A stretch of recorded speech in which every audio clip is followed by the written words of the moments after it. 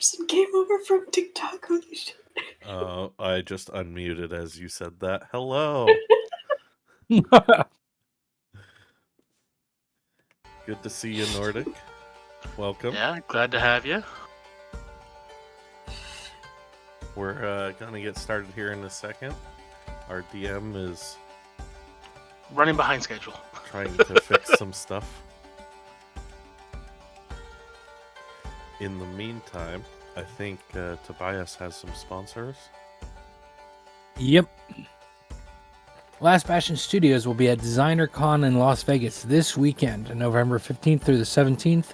It is an annual art and design convention that smashes together collectible toys and designer goods with urban, underground, and pop art. Be sure to visit Last Bastion Studios booth. Tickets on sale now. That's Last Bastion Studios.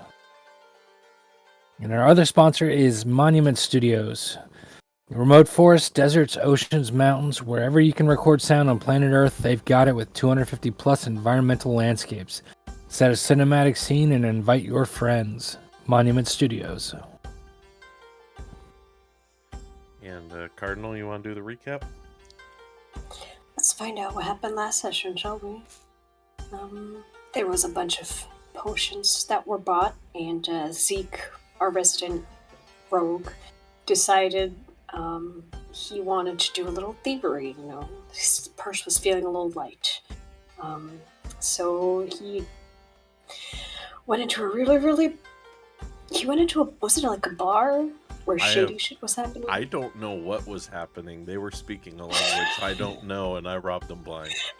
It was an auction. He went into a place. I'm not saying it was a place where people were unwittingly swapped locations of people that told them what to do. Slave market. He went into a slave market. Right. And he didn't speak a single word of the language. Somehow got seen casting greater invisibility and managed to somehow get locked in a room with the treasure and then get unlocked by somebody else and managed to successfully sneak out, which never happens. This is Ezekiel we're talking about. Homie has no luck. It was the greatest heist I'll ever plan. And he managed to get like 200 platinum and some change, which is... he didn't share with the rest of the party, to be noted. But he joined up with the rest. Out of table, I know. I can feel it. He kept the money to himself, and the rest of us crossed the Sea of Malice to Hargana, where there were executioners waiting as we deboarded the ship. Apparently, they knew we were coming. They took us straight to the temple, and the so-called Grandmother of Death, High Priestess of Cain, Halibron was her name, and she knew about us. She asked us a couple questions and then decided she wanted to do a one-on-one with the fucking Owlin Paladin. And, well, he almost died. She spared his life. And I think she ended it by saying she was giving us a guide, and that guide turned out to be Caligar's nemesis, the assassin Heartrender. I think that's where we ended it. Yeah. Yeah, pretty much sums everything up. Okay. So I figured out what really changed for Bertrand. D&D Beyond is being a pain, so he's got 109 health now, and his constitution went up. He just took the resilient feat, so now he's got proficiency in con saves. Give me his character sheet, because today I will be controlling the Owlin. And Cardinal, the music's always vibey today. It's always vibey. I'm feeling it today. I like the new splash screen. Except at Barovia in the background. Shh. You don't need to look at that. Just look I at the drawing recognize that map. Hey, why are there people, like, an entire list of people to kill at the bottom? You know what? Don't worry about it.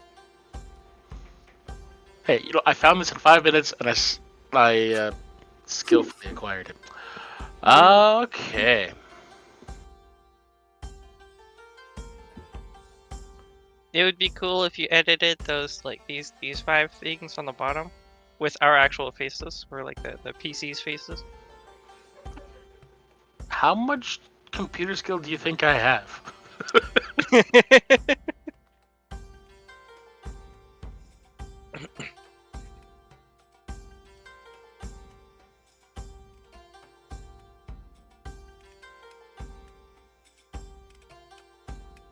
Okay.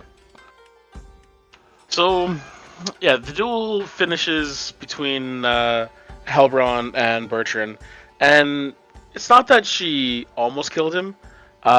She did kill him. Literally slashed her dagger across his throat. I'll be honest, last time it's because Hunter is like, oh, I poof out of existence. No. Yeah, then she was grateful for the sacrifice to Cain, and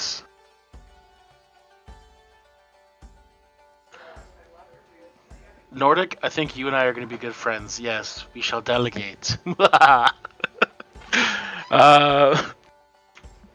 So she lets him bleed out for a little bit, and then brings him back. So he's at 1 health. Like, he is broken, beaten, bloodied, hanging on to the dregs of life, and brings him back up to the balcony overlooking the arena, and gestures to the group and says, I appreciate that you all took my request seriously.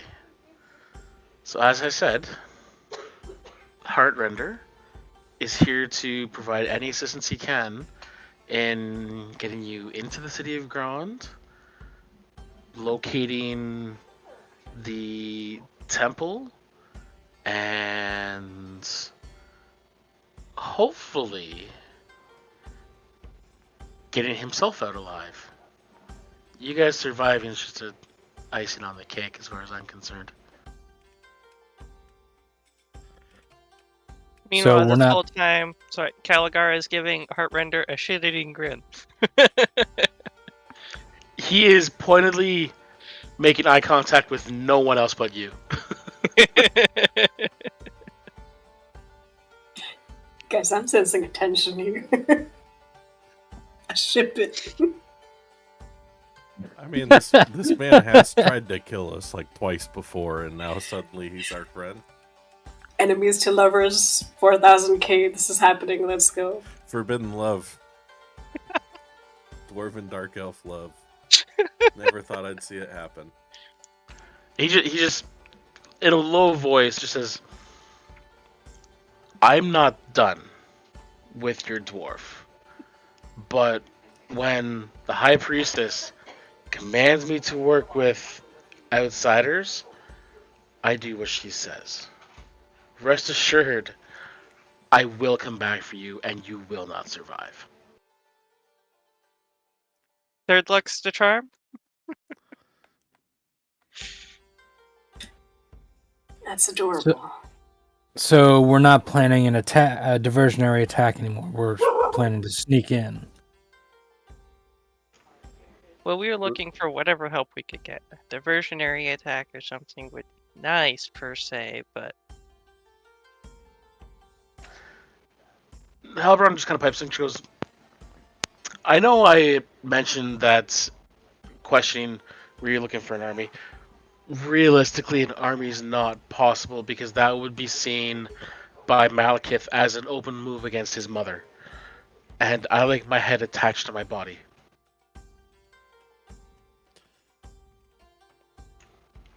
You also came to the house of the Lord of Murder.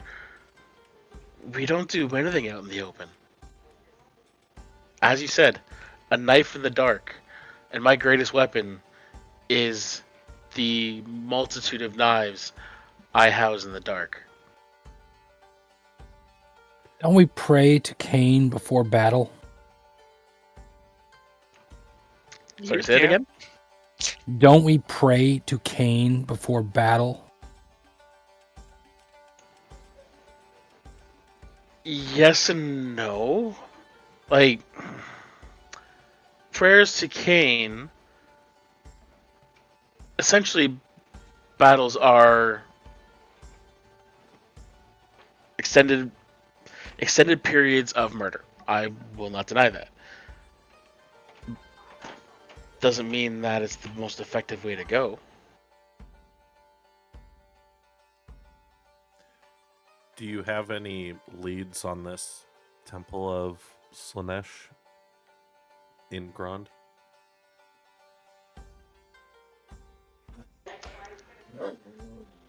She just turns, walks off the balcony, and says, "Follow me." Brings you back into her audience chamber. And now in front of her throne, there is a table with a map of Grond spread across it.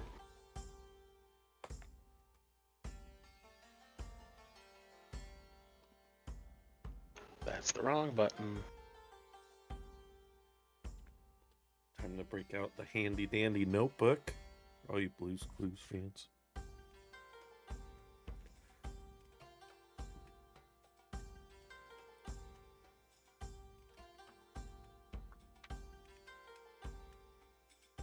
Loading.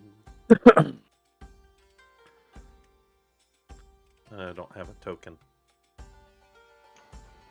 Oh, do I have it set to vision?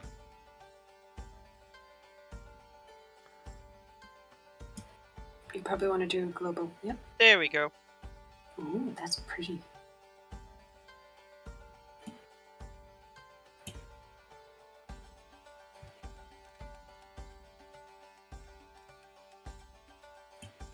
So she walks up to the map, just stretches it out all over the table, and gestures vaguely and mentions Grond is one. Comparing to other cities throughout Nagaroth, Grond is probably one of the most easily defensible because of its location. Nagaroth itself, as the seat of Malekith's power, is obviously going to be the hardest to ever penetrate. Whereas Grond, it's situated in a valley between mountains surrounded by forests. There's 2 ways into the city, and that's it. You can try making your way through the mountains.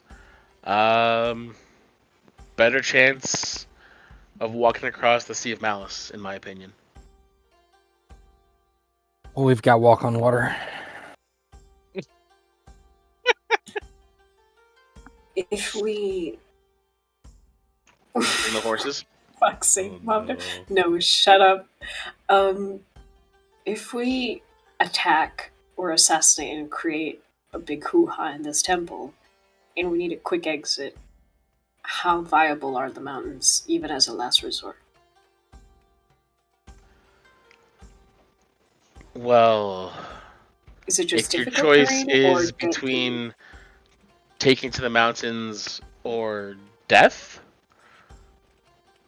doesn't seem like a hard choice, does it? How deadly are the mountains? Let me rephrase.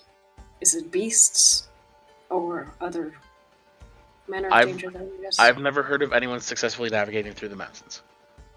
Bloody hell, okay.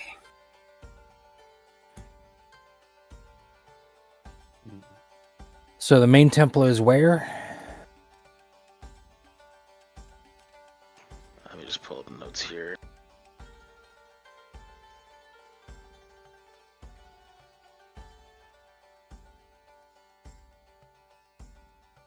So, Grond is known to everyone as the seat of Marathi's power, and it's no secret where she is.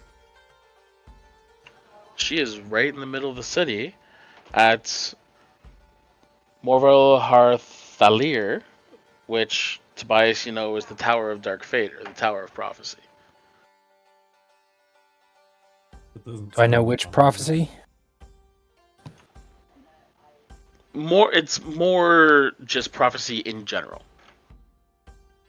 Like looking into the future to help guide Malekith and fate and all that. No specific prophecies. Oh, good. She can see into the future. Marathi's the one that taught and established all of the sorceresses throughout all of Nagaroth. She is the reason why dark magic is as powerful as it is.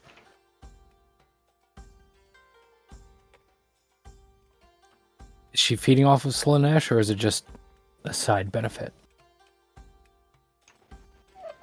I believe it's always just been, she's been tainted. I can't say for certain whether she gets any additional power from it, but it's always been around her. So she's in Morvale Hardtaler. Is that where the temple to Slaanesh is? That I'm not sure. That would be a likely place to start. At the same time, that feels like it's too obvious of a location. Because, understand, we all know that Marathi is the head of the cult. But at the same time, the cult is, in theory, forbidden. It would be a hidden location, not out in the open as such. Aside from being Marathi's seat of power and highly defensible, what else is the city known for?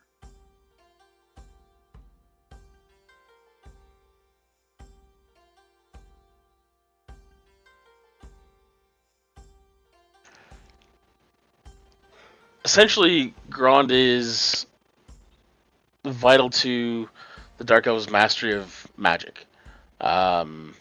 It's from here that the Witch King and his sorcerers keep watch over the tides of chaos and use their knowledge to plan conquests and defend against incursions from the north. Are there a lot of incursions from the barbarian tribes to the north? I wouldn't say a lot. They've learned their lessons over the millennia, but they still do try our defenses.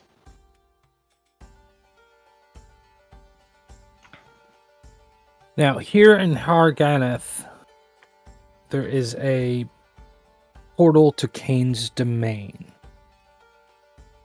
Are there any things you have to be careful of to damage that portal? Anything we can use to go after Slaanesh's portal in Grand?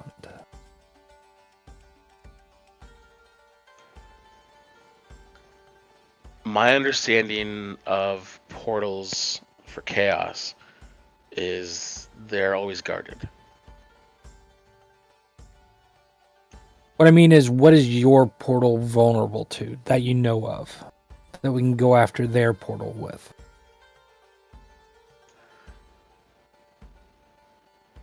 That is information I will never share with anyone. Even if it means taking down another god? Let's put it this way. If I were to give you that information, if you were to use it to bring down the portal for Slaanesh, I would raise the city to the ground to ensure that you died.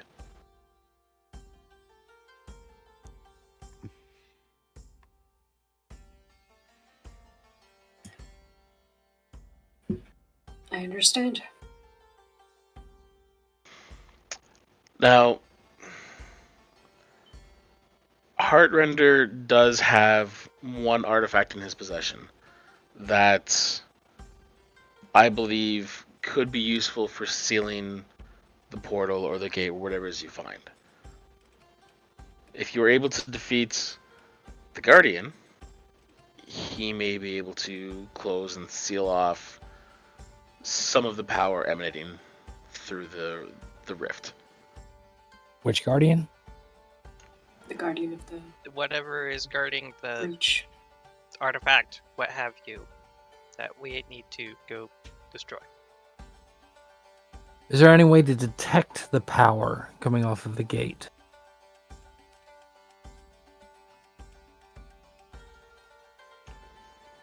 I would say, in all likelihood, hedonistic acts would be more prevalent in the vicinity. Which is not saying much because they're prevalent everywhere. So we're hunting for the dirtiest of all the brothels. You'd be looking for something that would be out of place in a Druki city.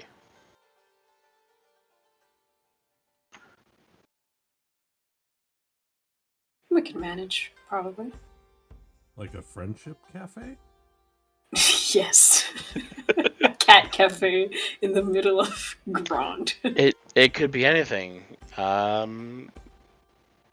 Maybe the people that frequent the cult are just very friendly. I don't know. Marathi and I don't get along. I don't go to Grand. She doesn't come to Harganeth. Have you tried inviting her? I find a well-worded invitation and a bottle of wine goes a long way in schmoozing people. The bitch keeps me old. So the only way I'm inviting her here is to rip open her throat and add her essence into the cauldron of blood to bathe in her life essence.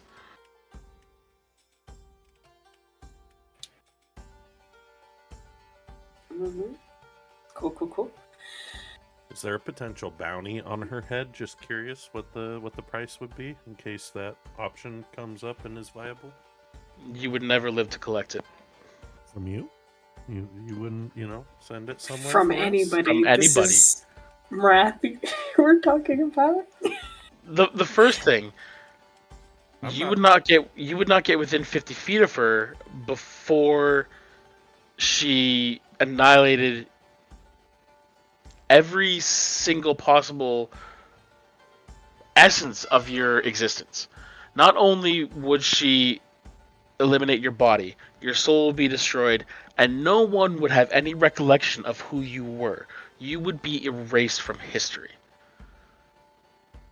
I hate her, but I respect the power she has. If you go after Marathi, you will die. If you manage to kill her, Malekith will make sure you receive the most unbearable pains, even by our standards, and you will die significantly slower. So what you're saying is there's a chance. Oh, brother. If you can kill Marathi and Malekith, yes. Yes, there is a chance. But Malekith has survived for over 4,000 years on hatred and rage. And poking the bear by killing his mother, not the best idea. Nobody's ever accused me of having good ideas. Trust me, they really haven't.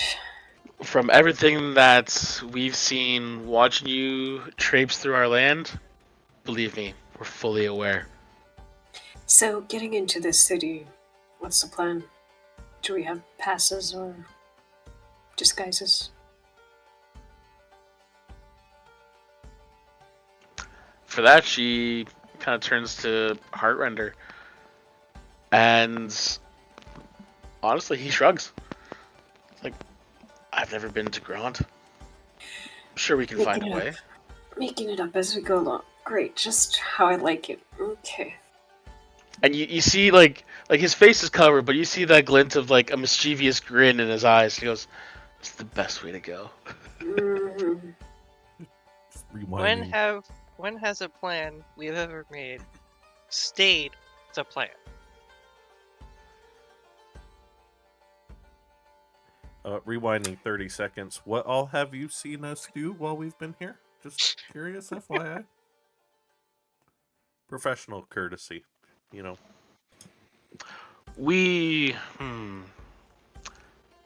Because I kind of like you. I don't know why. We don't know where or how you got into Nagaroth, but essentially from the moment you stepped foot into Clark-Harrond, you were branded as outsiders, and knowledge of your existence spread very quickly to those who care. Oh, you care? Shoot, I ain't Care never for knowledge, not care for you. never had anybody care about me before. God save me.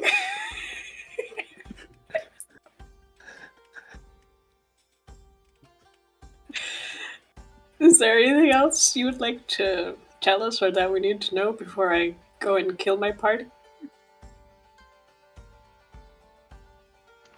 Don't fail. Okay. Can you help us out with some new weapons? Anything we can use over there? No. Do you know where we can buy new weapons?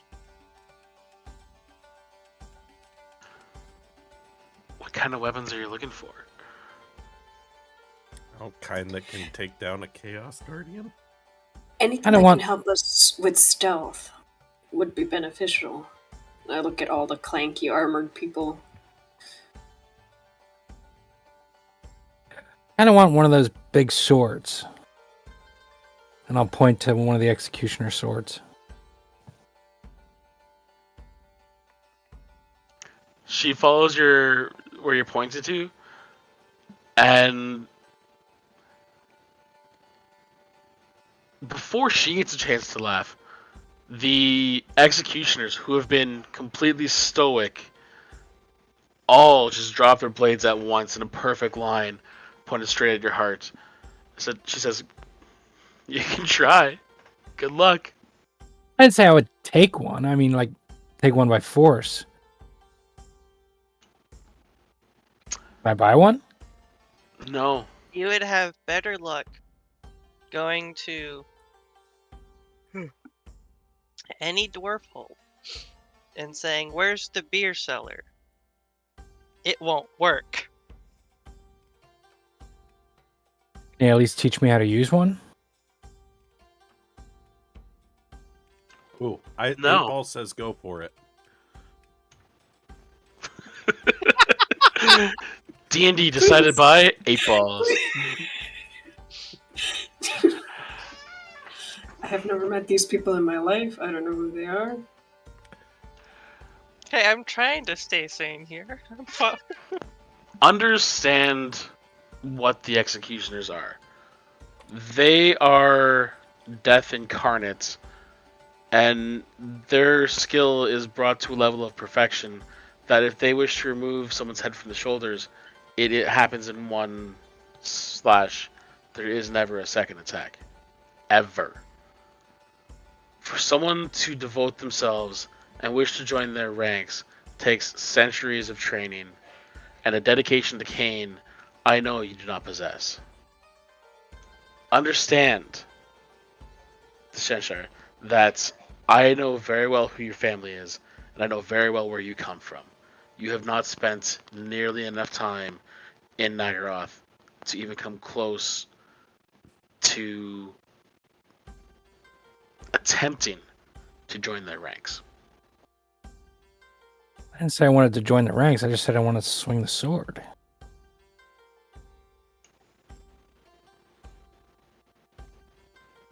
Fine.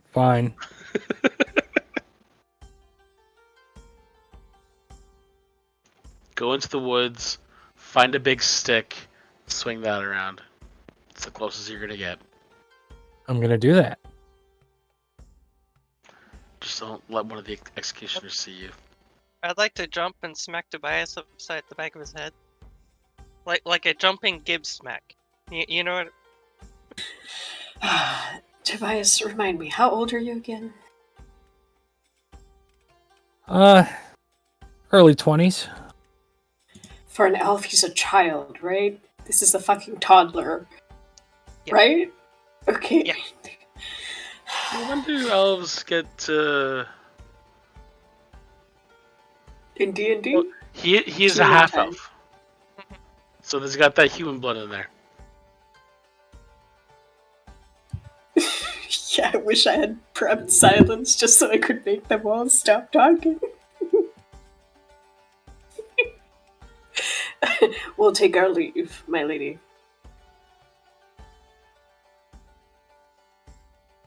Heartrender, I believe we have preparations to make. If you would so generously accompany us.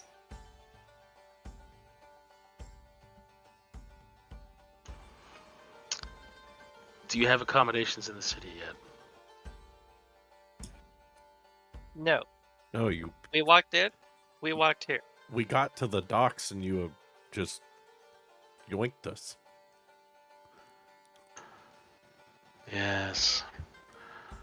When the priestess wants people to attend her, she's very forceful about it, isn't she?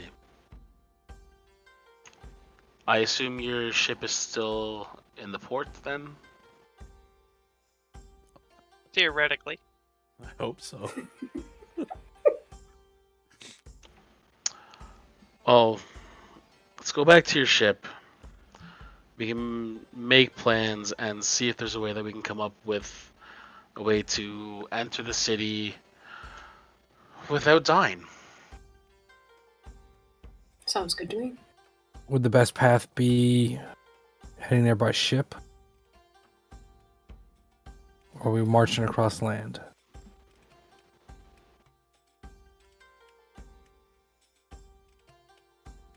Well, we can get as close as possible, but we can't get there fully by the ship. Oh, I understand. So if you were to go by land, let's see, from Harganeth, Yeah.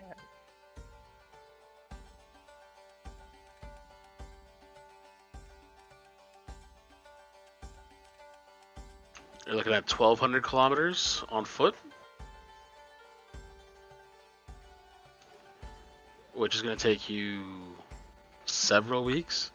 Yeah. You can because cut that remember- down a fraction of the time if you just head up the bay and then just go the few hundred kilometers on foot. Yeah, Yeah, let's because just do this is that. all tundra. So it's all walking through the snow and everything.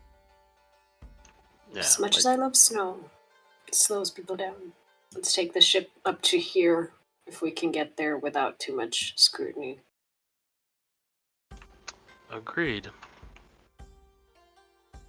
And no, we're not taking the horses. Howard just looks confused and goes, "Horses? Don't worry about it. It sounds like there's a story here that I would love to hear." No. She got kicked in the chest. It was hilarious. Yeah, kicked in the chest. Yeah, she did. Well, no, I was off the ship when it happened, so I Oh. never saw it. You would have heard the crack of bone. Like, it was a solid kick. And you can see just the expression on her face right now. She is so happy that we're reminiscing about this. The next time you're dying, I hope your gods are merciful. I don't have any gods. Well then. Wah wah. Alright, so yeah, you guys head back down. You get onto your ship. Let's say it takes you like 2.5 days of sailing as you start to come into that the inlet there. And just as you're going through that, yeah, Hartman just is pouring over the map, trying to find out any details he can on possible ways to get in.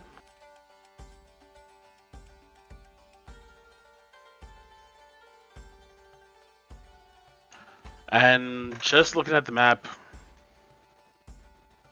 the most obvious approach is from the south. So it does have a big clear area right in front of the walls where there's no trees to hide in. Any basic research we can do in the city about, like, is the South Gate, the Trader's Gate, or just entrance number 1, entrance number 2? What kind of disguises would we need to get past that? If of trade going into the city, I would assume it comes in from the south, as the south entrance is the direction of all of the other cities in Nagaroth. Heading out to the north is more going towards the watchtowers that protects against the from the Chaos Wastelands.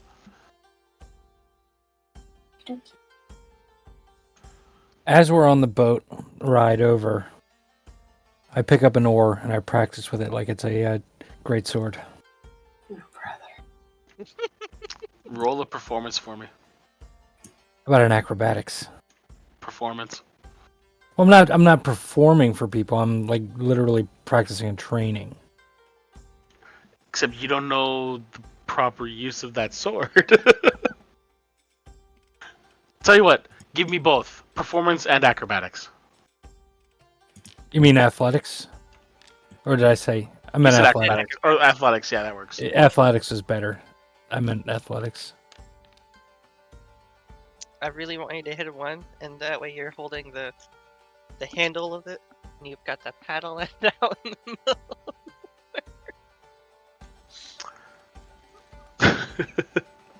So that tracks. That's you struggle to lift the oar and get it to a point where you've got a decent balance, and the crew is not hiding the fact that they're laughing at you as you're going through this. But once you get a feel for the weight and the length of the oar, you swing it around fairly well, and you don't come close to hitting anybody, which is impressive considering how small the ship is. I just keep at it, practicing, training. While we're on the boat. Okay. So, getting back to planning for entry, Cardinal, when you asked about the South Gate being a trader gate, are you thinking of trying to infiltrate as merchants? Yeah, we'd have to find some sort of reasonable disguise of the Southgate. I mean, all of us look like a random assortment of people who really stand out, and we're trying to do a sneaky mission. At the very least, once we get in the entrance. I cast Disguise Self on myself, make myself look like a half dark elf person.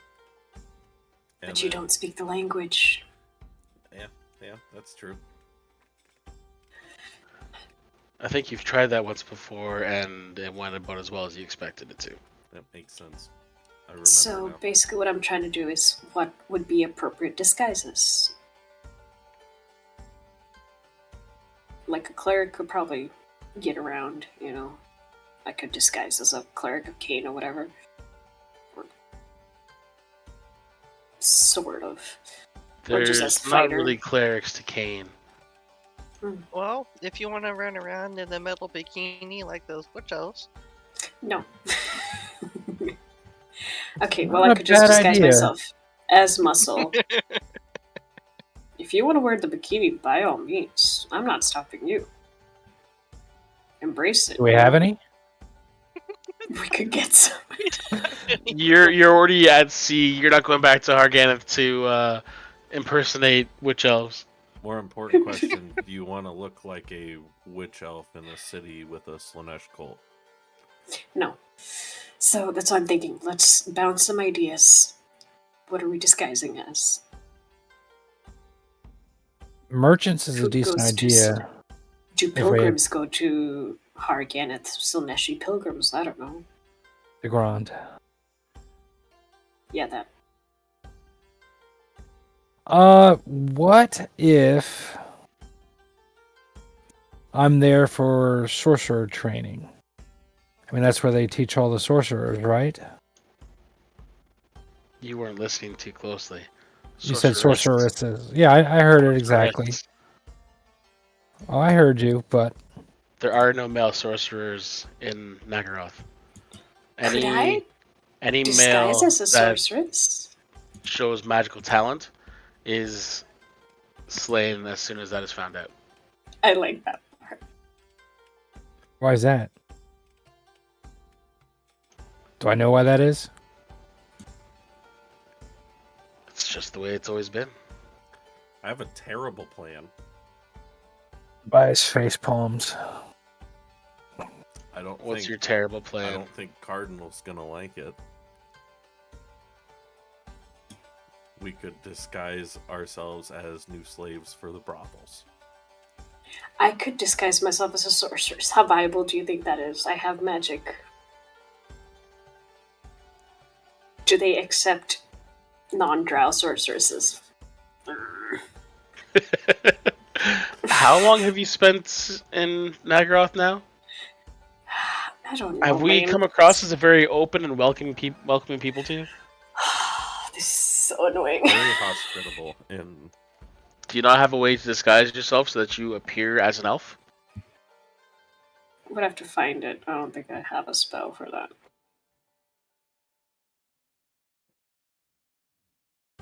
I do, but I don't speak your language. Frank, the baseball to the head happened 20 years ago, bud. Let it go.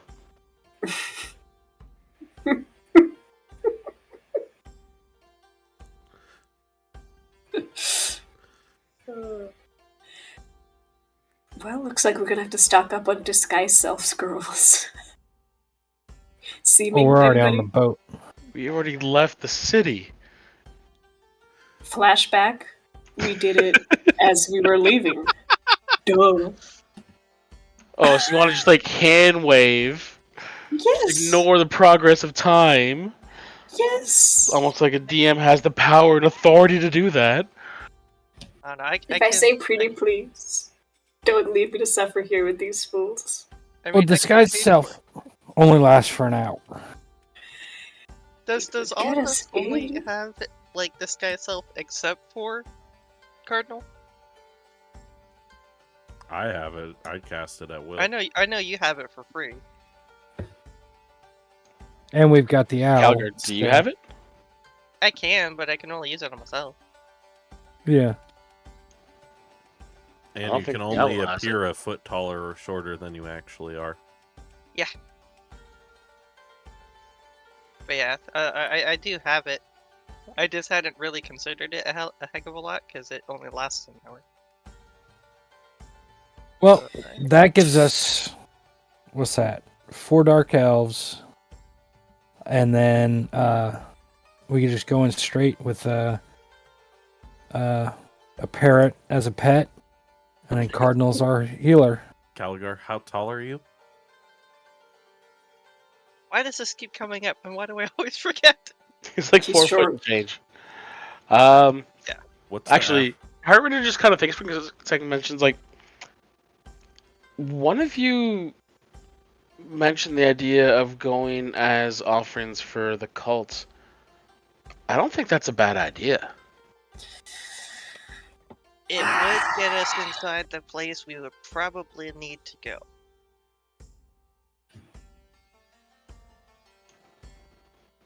I think that might actually be our best way into the city.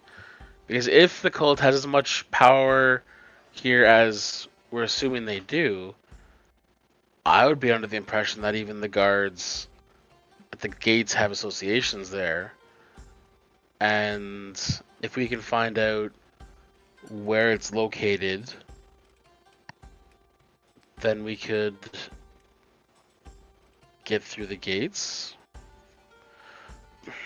for lack of a better term, fairly unmolested. So we just go in. Don't roll your eyes like that. You're not the one that's gonna have to wear a metal bikini. I'll be defenseless. No armor, no shield, no warhammer. No one said anything about a metal bikini. Yeah, Princess Leia, calm down there. That was a witch elf thing. This is I wouldn't different. doubt Yes, if it was a because Suneshi thing. because slaves of Slaanesh are known to be demure and very mindful. I speak the command word on my armor and make it look like the Borat swimsuit. For some reason, I'm very thankful I've never seen that movie. Yeah, I me don't know neither. either. But I have an idea of what you're talking about, and I'm pretty sure it gives nightmares. All I If can we think of weren't- is like a Speedo type deal. I have no idea what you're talking about. That's I what know the imagined. name Borat. That's it. Yeah, but the type that like goes into a thong, then goes into like shoulder straps. Yeah, it's in voice. Yeah, yeah. No, I'm not looking at that shit. So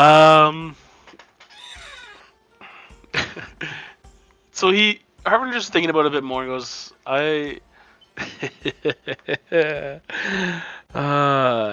if you all trust me, Ooh. I can make my way into the city, find the location, and be back with something that might pass for a disguise, or disguises, to get us through.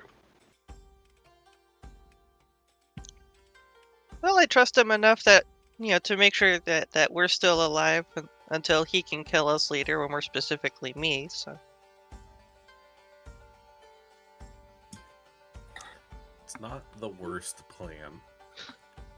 I trust you to do your job, but if it chafes and you die, I will not save you.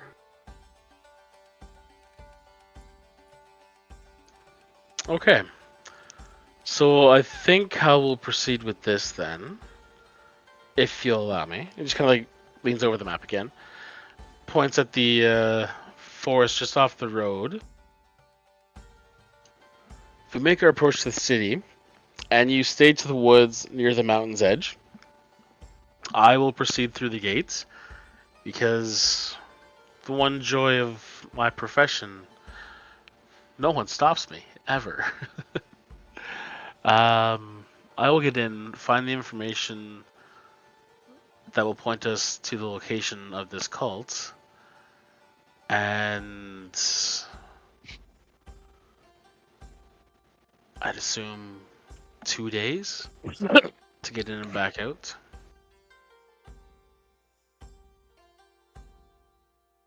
Like the idea of having to trust you, but it seems like our best option right now.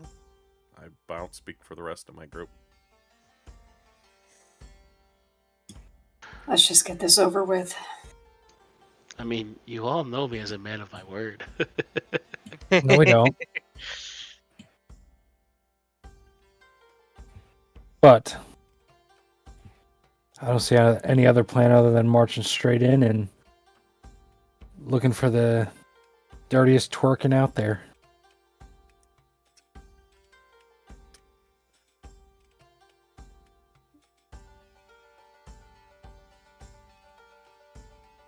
Anyone else? Works for me.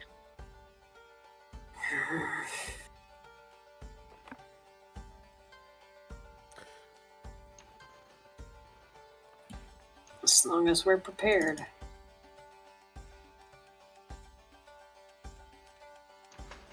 Okay. So if that's what we're gonna go with, so like I said, the journey on ship takes you about 2.5 days to get to the shoreline, and the trek upwards is about a week of traveling through the woods. And as you start to approach the city, Heartrender finally leads you off of the road into the woods. And you stop close enough that you can see the lights of the city through the trees, but you're confident enough that you're set back far enough that if you were to set up the house of cards while you wait, you wouldn't be discovered.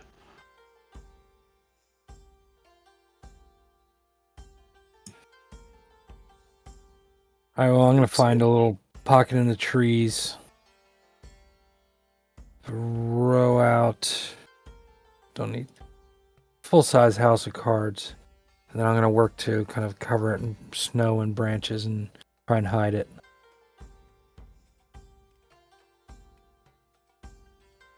Okay. Yeah, you find location, you get yourself set up. You're confident that you're hidden. You guys can be all comfortable and warm. And once everything's set up, Heartwind just kind of looking around and goes, "So this is how you survived out in the wilds. Interesting. Where'd you get it?" Some people helped us. Huh. People don't tend to help me. Maybe was it's your 'cause- face. Or your attitude, your whole ambiance, you know? Not Well, very if you good. haven't- Smarmy vibe. If you haven't vibe. figured it out yet, the Dark Elves are fucked, and they're never going to accomplish anything. Of course, they haven't helped you. Low What help key, have we gotten? low key, you give Soph some serious ick vibes. Listen, Booty, Kind of what I'm going for. stop ruining my culture.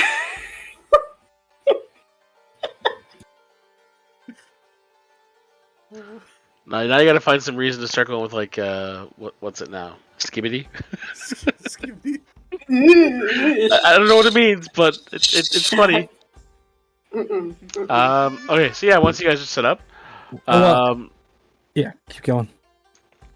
so you get the house of cards set up, and yeah, as night falls, Heartrender steps out the door, says, "I'll be back in 2 days. If I'm not, Now, good now luck." as he goes out the door, I'll just say to him, imagine for a second that the Dark Elves helped each other and didn't kill off, 10-20% of their population every year? We'd conquer Ulthuan in a day. Instead, we're stuck over here acting like jackasses. And then I'll shoo him out the door. It's wonderfully refreshing to hear someone talk. Has no idea about his heritage whatsoever. And yet, we're here and they're there, and nothing's being done about it.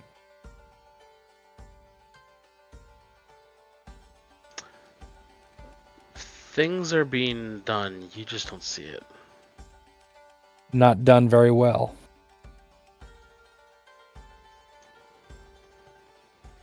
You spend too much time among humans. And he just Yeah, walks we off value into the woods. success. I shut the door behind him. Someone's trying to get an assassin's knife in his own throat too. Oh, I'm killing this guy first chance I get. No, this is my nemesis. Find your own. Okay, so yeah, he created I already have one. disappears off into the woods. And is there anything you guys want to do over the 2 days while you wait? When he disappears, the next day, I'm going to shift the House of Cards into a slightly different location, and hide it.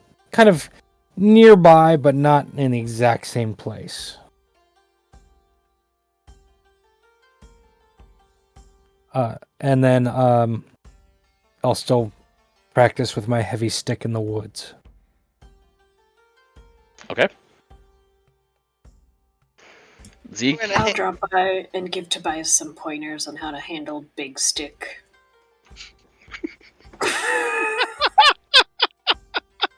At least I'm not the one that said it. Nice. And was- that's how you get immortalized on TikTok. Good job. Nobody tell my parents. I'm gonna send him a link. I'll spend the 2 days casually walking around the woods nearby, never venturing too far, but spending some time alone and thinking about my recent struggles. And hopefully not having any more heels clacking encounters.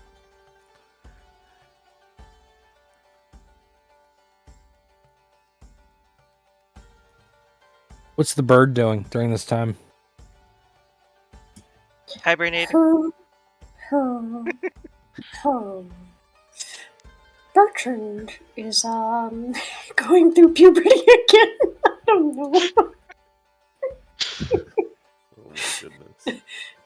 He's trying to figure out how to act like a good little pet bird. He's doing training, and he's teaching Ezekiel how to be more charismatic. I don't need to learn how to be more charismatic from him.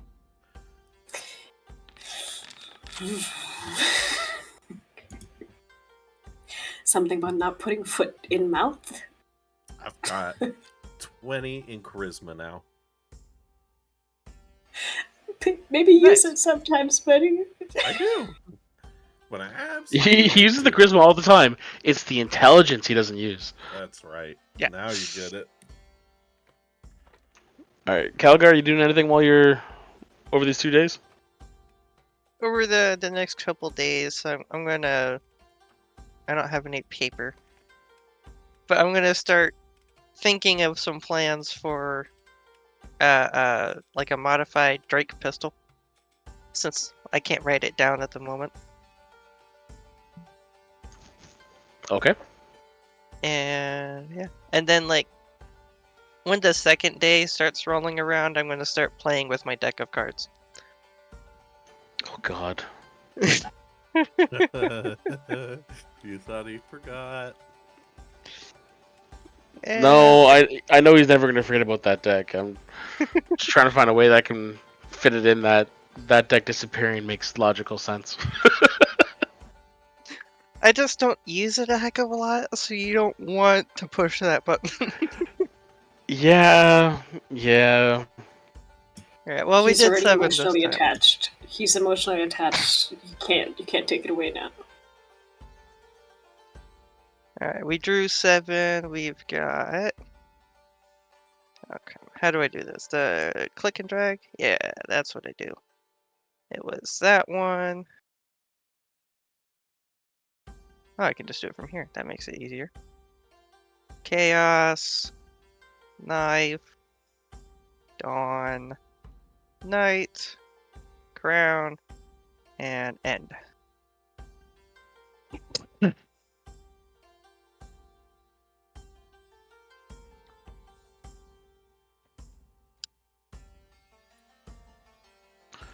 So, but this you said you're doing this over the second day? Yeah, I'm doing this like at the end of the second day, theoretically, whenever Heartrender is supposed to be coming back.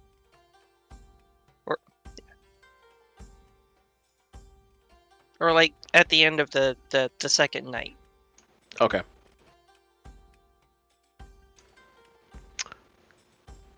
Roll perception for me.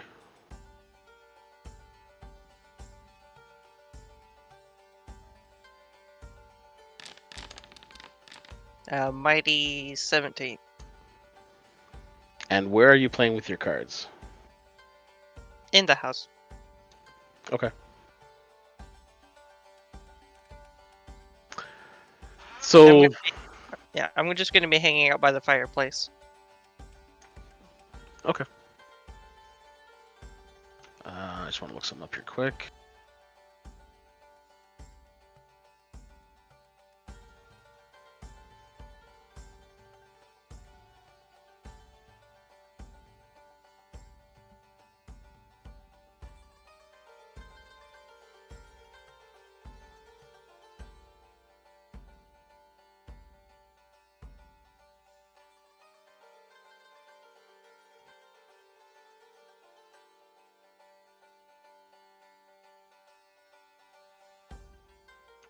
Okay. Um.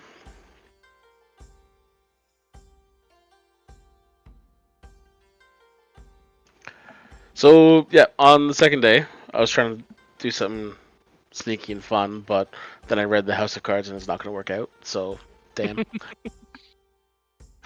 Yeah. Oh, like End of the second day, Heartrender comes back and he's got a bundle of clothing kind of strapped to his back, and he just walks out of the darkness, approaches the house, and he's not looking too happy.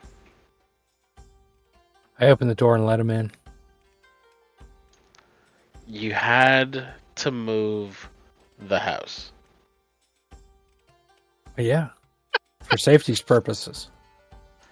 I'm the only one who knew where it was.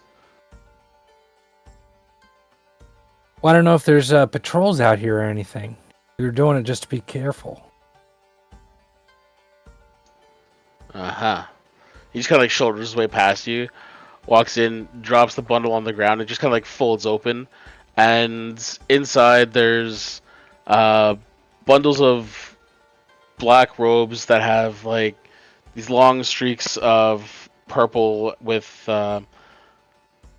faint lines of pinks and blues running through it as well. And he pulls it out and hands one over to Cardinal and says, "Here, this should be about your size. Thank you. There's one for each of you." And what exactly are these? These are the robes that people that want admittance to the cults are supposed to wear. I'll walk over and grab one and just fit it over my armor. Yeah, it's a little snug. He's like, they didn't have dwarf size ones. Is that a child size one? Oh, Please tell me it's a child no. size one. I'm just gonna just. Would I have to take off I my figured sea this was dragon gonna- cloak to put this on? No, it would cover everything. Okay. All right, I'll put it on. Would I have to take off my armor? No, like it's Wearing one a of Borat swimsuit. the only one that's gonna have a hard time wearing it is the stocky dwarf. He's wearing thick, heavy plates of armor. Perfect. Yeah, since I got half plate, and it's not coming off. I have So a is the question. plan to go in as dark elves or as ourselves, or did you see? If you can do dark elf, I'd say go for it. Makes us less obvious. If there's only like one or two people that stick out compared to everybody. You're thinking too hard on it. Pull the hood up, cover your face. Let me do the talking, and we'll get through just fine. Thick, luxurious beard billows out from my robes. Just keep Bring going with your attempt at a Chaos Dwarf disguise, and hope that the guards here have never seen one. And for your question on the child size one, he reaches into the bag and pulls one out and goes, "This is for the bird." I openly, like, Caligar laughs at this. This is yes. The things I Alright. do for my lady. For the lady I of just- the Ahoo! lake. Ahoo! Ahoo!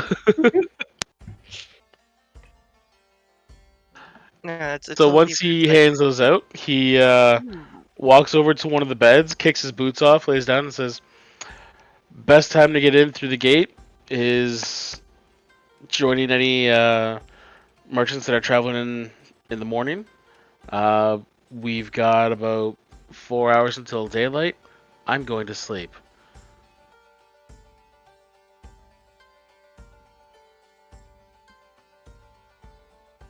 Got it. Catch a Booty, are cat. you trying to say something? Nope, I was thinking. Do I want to say anything? No, I don't. Do not. I just saw your mouth moving, but no sound.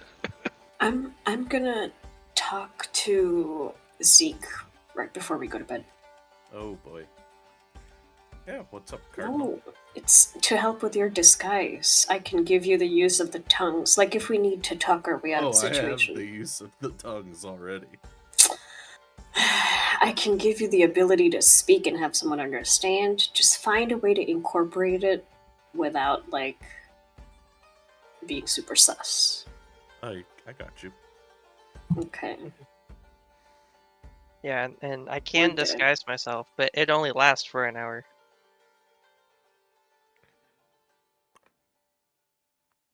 DM question. The way that tongues works, if I speak common, does it sound like undercommon to them?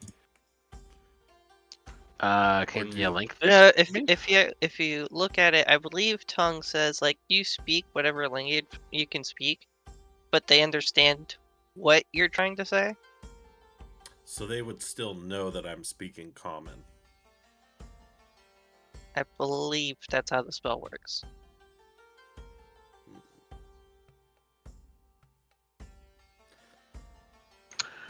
Yeah, so when the target communicates by speaking or signing, any creature that knows at least one language can understand it if that creature can also hear or see the signing. Oh, I could sign language. That's what I was going for. Yep, sign language. We got this. Do you know sign language? Yeah. You're gonna do some DSL, some Druki sign language? Yes. I'm gonna make it up as I go, and they're gonna understand because of the spell. Yeah, because I was gonna say, like, if you were to go up and try talking in common, they understand common.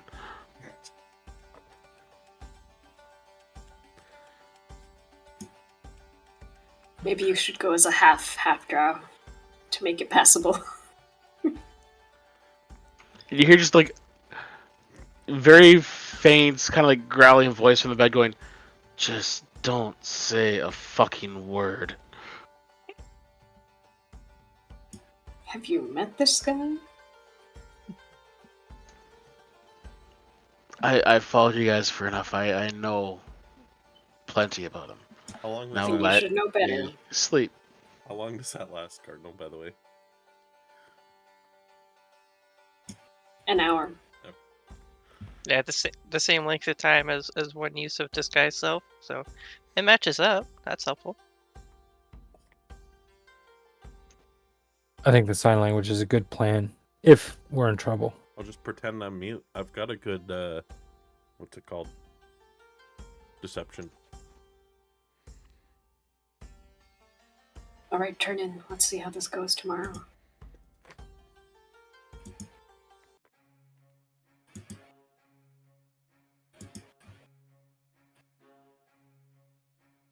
Alright, well, are we doing a full log rest? Yeah, you're gonna get a long rest. Well, then by then, alright. So right before we leave, I'm gonna play with the deck of cards again, since most of those will have disappeared. And they generally last like 8 hours, Oh, right? yeah, Champions 8. Chaos, we need to do Chaos real quick, because that gives me resistance to some damage for 1d12 days. So Chaos we can do. Knife is a magic weapon appears in my hand. 8 hours, 8 hours, 8 hours. Yeah, the only one we need to worry about is Chaos. And Knife.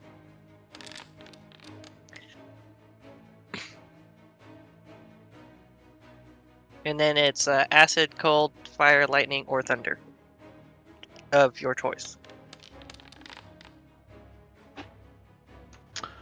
So you're gonna have acid resistance for 6 days.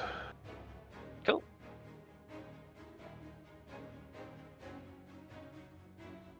And you said you wanted to pull more cards? Well, yeah, if they're all going to be gone by the time we go. Alright.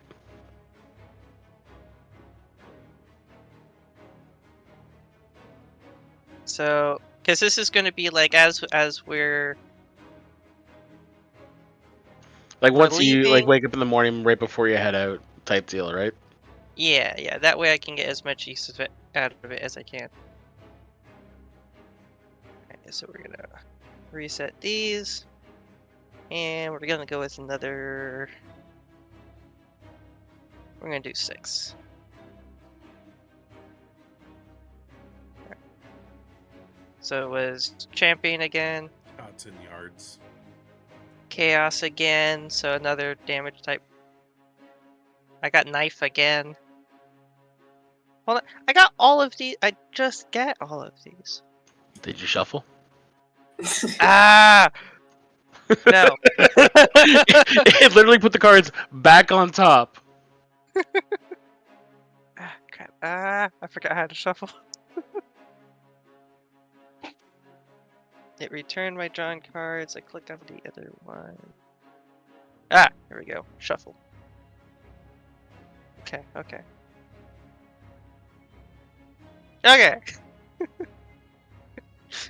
Try again.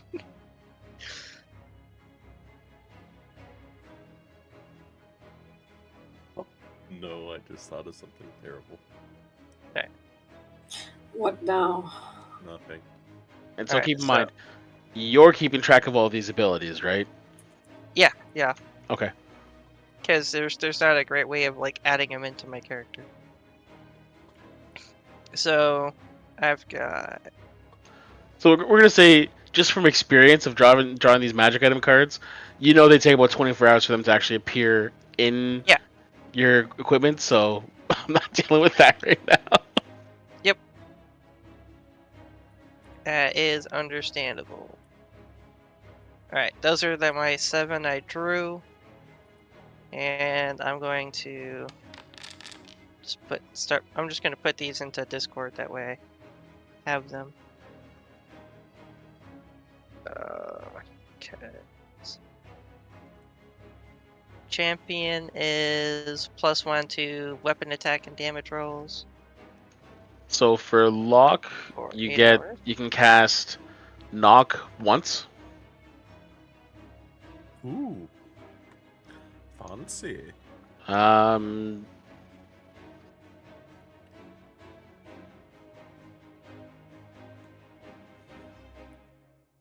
It's kind of funny because I can do that as a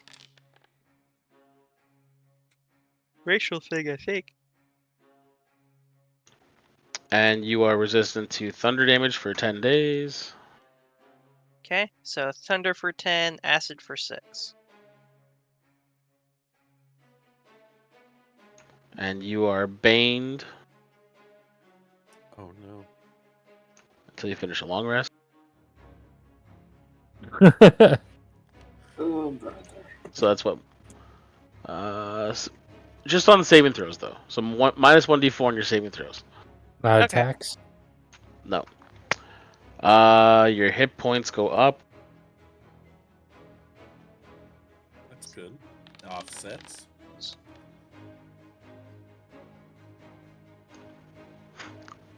Out of 2d10, your hit points went up by 19. Damn. Nice! I'll take it! And that's for 8 hours. Champion is +1 to your attack and damage rolls.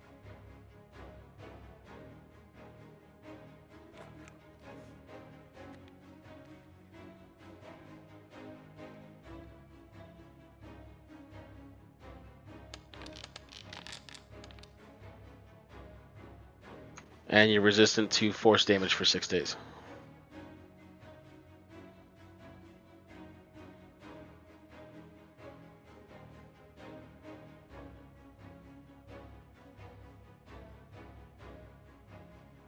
Okay.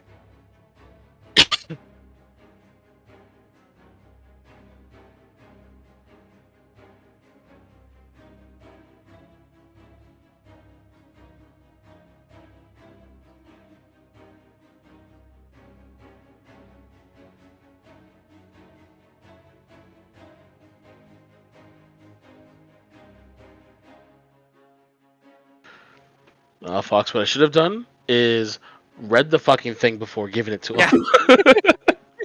That's Nerf my his bad. cards. That's my bad. Nerf his cards. Because I thought, honestly, it's not as bad as the deck of many things. No, What it's could not. possibly go wrong? Oh, it's just better in every way. You could change the limits at least, like make it a day, 12 I've hours. changed some of them, like the magic item ones. Yeah. Are if he draws that and he gets an item that he wants to keep, he sacrifices the card. but It's otherwise, 'cause there's 13 cards in this partial deck, and if you followed the card rules, you could draw them all and then instantly redraw them if you really wanted to.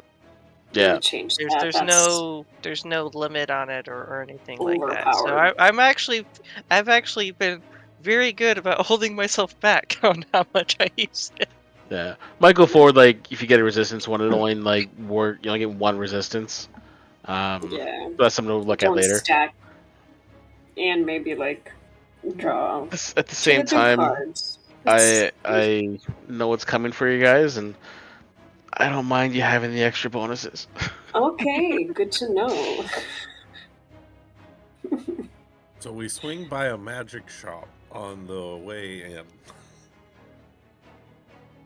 don't think I have any money.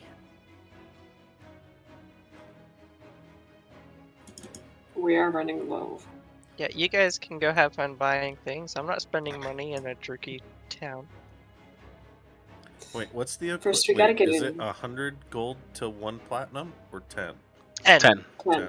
It's Everything 10. is an increase by 10. Okay. Yep. Except Electrum. Well, Those that don't one- exist. Yeah. Perfect. I hate In Electrum. any DM's world, I've never seen Electrum exist because fuck Electrum. Can we clip that? Because I need to show that to one of my other DMs. Yes. Electrum Okay, is the so- 1 cent coin of the D&D world. You don't need it. you get y'all get prepared, and once everyone's all decked out in your finery, Heartrender kind of looks you all over and says, our odds of getting through the gate, give it about 50-50. Said don't talk, right? If you don't talk, 60-40. Hey, Heartrender, you ever heard of the Queen? Could you be a little more specific? Oh, the Queen. Some archfey lady. I know of Alariel. She's the Ever Queen.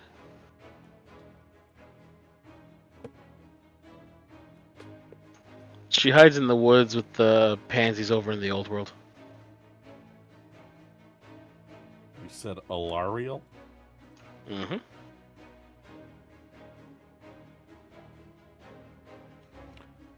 Do I know is the... Oh, the old... Oh. Okay, the old world is where we're from. Yeah. Cool. Okay, so...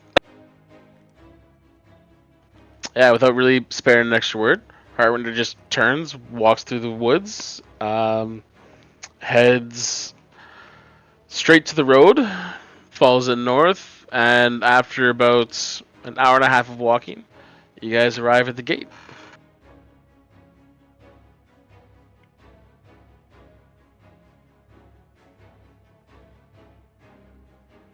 Actually, let's say 2 hours. Nice and round number. And when you're about, say, 200 feet away, so you're just outside of earshot, without turning to face you, he pulls his hood up, just kind of like adjusts the cover on his face and says, remember, don't say a fucking word. I'll just nod. You got it, dude. Okay. Walks you up to the gate, and as you're approaching, yes, Mavito, no Russian. As you approach, one of the guards steps forward and holds a hand out, and Heartrender just walks straight up to him and just stands in front of him, staring for a moment. Goes, "You're really gonna bar my entry?" It's like, well, it's our job to ensure, the security of the city. It's like, where's your family? Should I spend time finding them? Or are you going to get out of my fucking way? The guard takes a sec, looks past and sees that you're waiting for Heartrender and goes, are they with you? Says, it's none of your concern why these people are with me or what their business is in the city. But rest assured, he leans closer and goes, I'll find you tonight. And just walks past. And the guard takes a step back, and as you're past him, like, dark elves in general are very pale. His face is almost like translucent, like all of the blood just left. And you walk through the gate, and you hear the second guard steps up to him, and just faintly over the wind that's kind of like whipping through that gate, you hear a voice say, I think you need to run.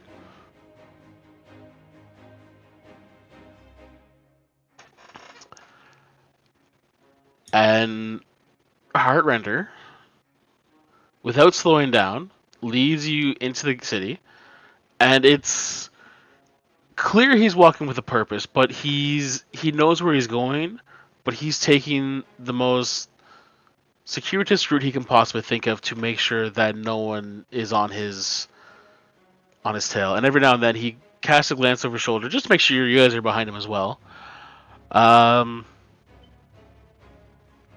And you're passing through crowds, and it seems like he's actually getting further and further ahead of you until he ducks around a corner.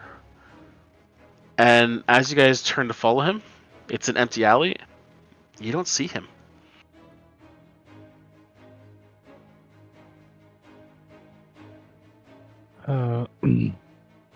One This sec. motherfucker. Oh god. I'm gonna. Can I try and Is it a dead end alley or is it just? It gets to a dead end, but there's directions you go to the left and right, and about halfway down the alley, there's another kind of like alley that branches off to the left. All right. Well, I'm gonna motion everyone down the alley, and as I'm doing that, I'm gonna do a free casting of alarm just across the alley, really quick, behind us. Just so I'll know if anyone comes in behind us as we go down the alley. Okay. And alarm takes what? Is it a 10-minute cast? No, it says 1 minute. Okay. Well, 1 minute. It's a ritual, but I get one free casting. Okay. Normal of any ritual I have per day. Okay. So I basically just cast it normal right then and there. So just so I'll know if people come in behind us. Okay. I'll Well, motion while everyone. he's spending his minute to cast it, I'm gonna walk down towards the corner and see what's around the corner. I'm just peeking my Like head around. the corner that's at the halfway point, or like all the way down at the end of the alley. First one, the halfway point. No, I don't want to just blindly walk past somebody and get shanked. Okay. Roll perception for me. You sure it can't be an investigation? No, you're just looking. I know. A whopping 8. Okay. You take a look around the alley, and it looks very similar to the alley that you're in right now. You've got various crates and barrels kind of stacked off to the side as storage. And every now and then you'll see a door that leads into the building on either side. And if I keep going and I look for where Heartrender just took off, I try to find a sign of him. Roll to investigate.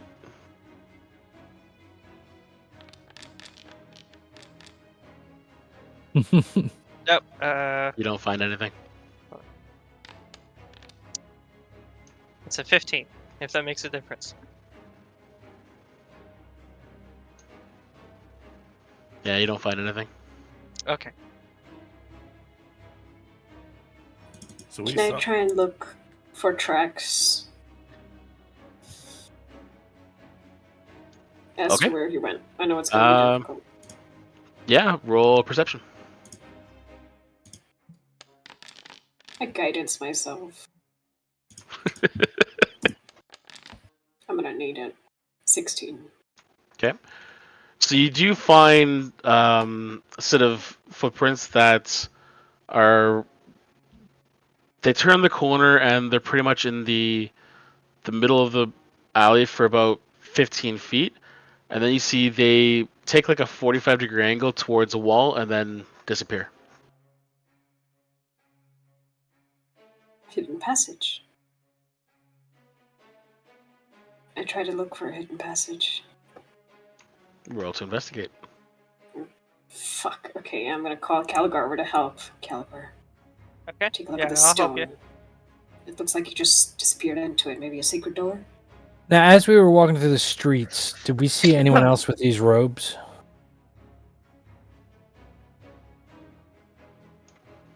My favorite words so far tonight. Roll perception.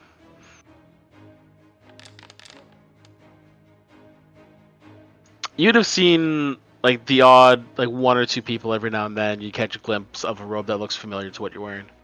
Okay.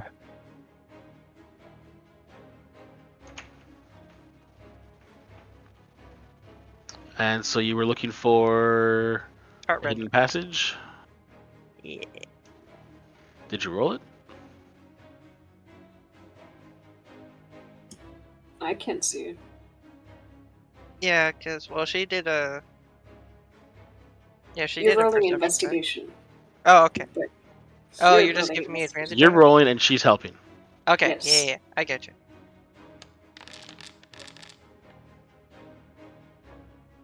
$30? Holy fuck! I approve. Wow. Okay. Yeah. So you go up to where the footprints walk into the wall and the trail ends, and like you're meticulously running your hands over, finally looking for any kind of fault or anything you can find in the wall. You find nothing.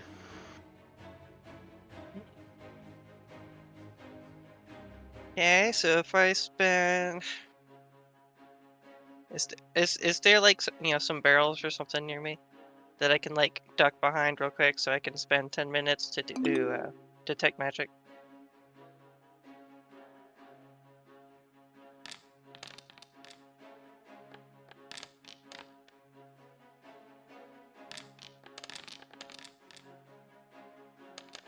What, your green dice? Nice.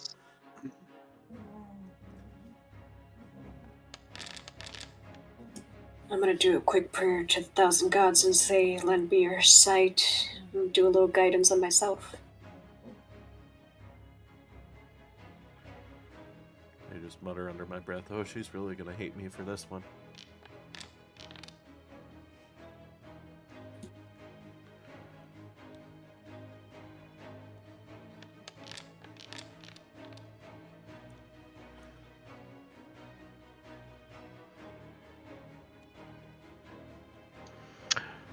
So, like this is all taking place in the minute that Tobias is casting alarm, and right as he goes to finish the last part of the incantation, Cardinal, you hear a very faint ruffling of clothing that sounds like someone's dropping from the rooftop above you.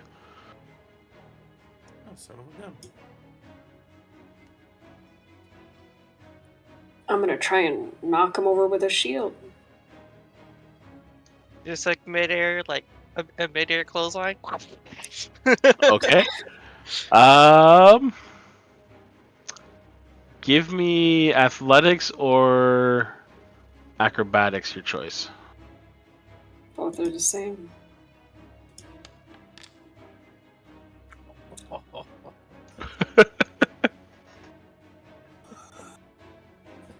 Let's Turns around go! like Captain America. Whop whoop. Nice. Nobody sneaks up on me, bitch.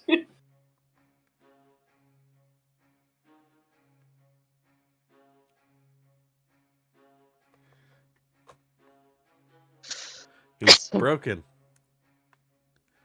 He doesn't know what to do. My nat 20 broke the DM.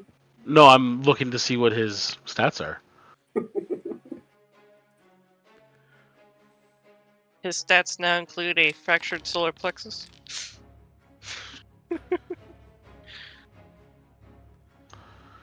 So he drops down and you swing your shield to knock him out of the air.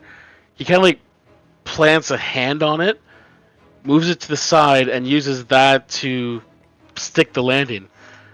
And again, you see that like mischievous glint in his eyes and goes, I had you guys going for a minute, didn't I? On a nat 20? Damn. I mean, if he rolled high. It's probably I rolled really for his high acrobatics, dex. and he rolled a 25. Okay. You do that again. In a city full of unknown factors, and I will find you and kill you. I don't care who you are. Oh, my little end. Where's the pleasure in life if you can't enjoy a little practical joke? Don't worry, Druki burned very well. I know. Shere Khan, give me strength. By the way, I found your door. Found the door. You didn't know there was a door back here? There was no door? There was no door. Yeah, there's no door. Yeah, you said there was footsteps going into a wall. I assumed there was a secret door. No, he ran up the wall. Yeah, he ran up the wall. Oh, No, you moved your hand all over the door or over the wall, and you found nothing with a 30. I thought that just meant there was a magical means to open said door. Nope. So you tell me Okay. you find the door. He's like, we're still a kilometer away. Yeah, we found it. Uh huh. This way. And it leads you down the first alley, and yeah, all told, it takes you probably about another 15 minutes of just walking through the city, and you wind up beside a towering. I wouldn't say it's quite cathedral, but close to it. And you realize you haven't actually gotten that far into the city. But he gestures to the building in front of you and says, I know we said the most likely place is also one that would be the most suspicious, so let's go for the second best. The Tower of Prophecy lies at the center of the city. This, I'll translate for you foreigners, is the Citadel of the Dark Winds. This is the main housing for all of the sorceresses in Grand. And the entrance is right around the corner. Oh, good. A castle full of dark elf sorceresses who owe their entire power and teaching to the king's mother. Yeah, fun, isn't it? Did you have a plan for getting in? We have what? 1, 2. Well, he's a guy, but how many of us actually have disguise self? I know Cardinal doesn't. Do you have it, Frank? I don't need it. I'm a dark elf. Yeah, Barely. but sorceress, not sorcerer. Yeah. The problem's still, what do we do when they speak Undercommon to us? Well, If you You try to pass yourself off as a dark elf sorceress mhm. and you don't speak Undercommon, I play Remember, we mute. disguise as cultists. Cardinal does tongues on you, and then you ASL. or we just go as we are and See how the fuck it goes? Yeah. And Heartrender's just watching this whole conversation and, like, visibly confused. He goes, you do understand we're not going in through the front door, right? Yes. Okay. Prepare for When I eventuality. said the entrance is right around the corner, I was talking about the entrance to the cult, not to the Citadel. Was he pointing at the same building or just like a different building off of it? Same building, it's just around the corner. Yeah, I'm Okay. assuming Man, the cult I really hate this guy. I Can assumed I the please cult kill him? was full of these sorceresses. Oh, there's a secret door around the corner. It's underneath the Citadel. Okay, smartass, lead the way. So it leads you around the corner, and walks about halfway down the building, stops, and turns and looks at Calgar and says, "I've always wanted to see how well a dwarf works with stone. Can you find the entrance for me?" I'm gonna lean in to Tobias and whisper in his ear, "The minute this is over, sacrifice him to Cain." I'm sorry, say that again? The minute this is over, sacrifice him to Cain. I whisper that to you. I'm gonna just nod. I actually like this guy. He's growing Ignore on the me. fact that he's trying to kill you. Yeah, he's growing on me. All right. Like fungus. 20? He's growing like fungus, okay? So yeah, you kind of like take umbrage to the fact that you're being challenged in stonework by an elf of all people. And you walk over, you look around for a bit, you find the one stone that stands out just a little bit too far. You kind of like tilt your head and you can see there's a little crevice in behind. And like you turn and look at Heartrender and you get that little smirk on your face. And without like feeling around, you just Yeah, I'm just gonna figure do. out and just flick the lock. Yeah, just do like a little flourish and then hit it. Just like a little like overly dramatic bow, and then with the tip of my hand hit the button. And there's like a click and a release of pressure, and a crack forms in the wall and just slowly swings open. And before you are pair of or a set of marble stairs that disappear down into the darkness. After you. Oh please, I insist. I'll come now. I can light the way. I don't Starts need light. putting.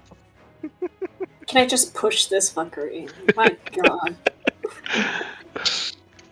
Okay, so he just laughs and takes lead because apparently you guys don't trust me, and leads you down the stairs. And they go down a considerable way. Like these are steep steps, and you're walking down for a solid 5 minutes. The light disappears shortly after you get in, and after you're down about 15 or 20 steps, you hear another click on the stairs, and the door swings shut behind you, and you're left in just pitch black. Okay.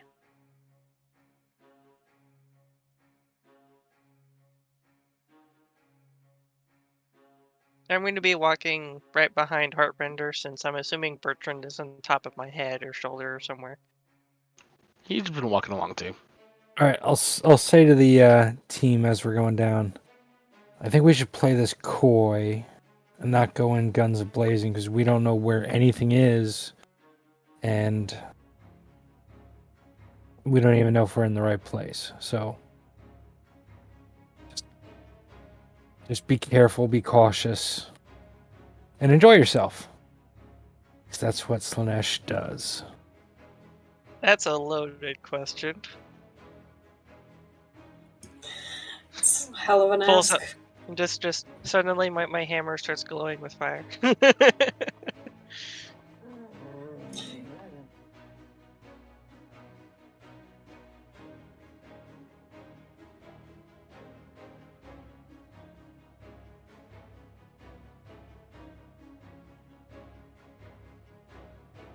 Just give me 1 second.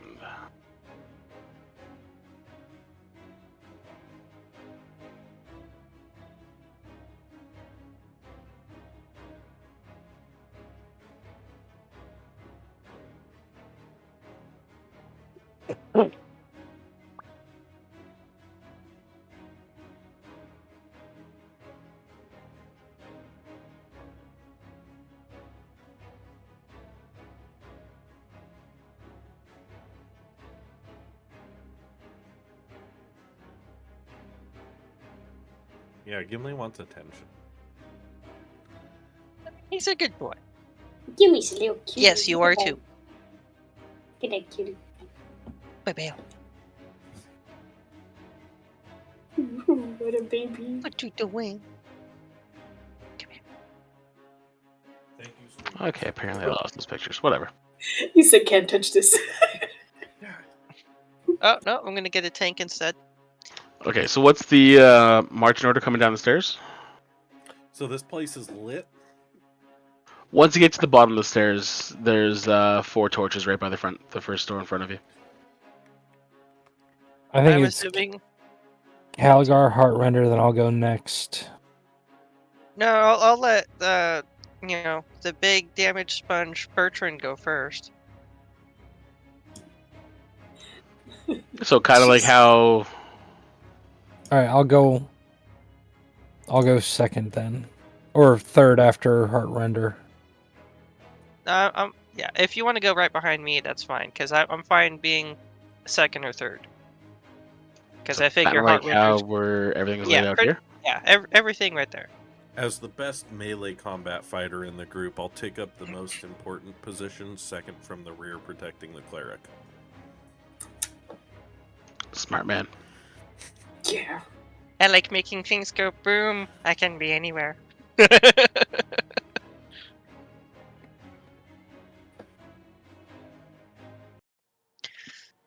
He's my goodness. Okay, so you guys reach the bottom of the stairs, and in front of you is a very ornate and well-crafted, just thick, solid oak door, gleaming polish with like silver inlaid and worked around the handles, and just that first appearance, it's very clear. It's a masterpiece. It took someone decades to craft just the door.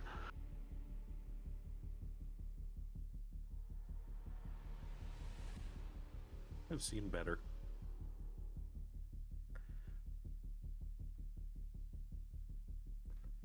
There's some really nice dwarven stonework in the Empire.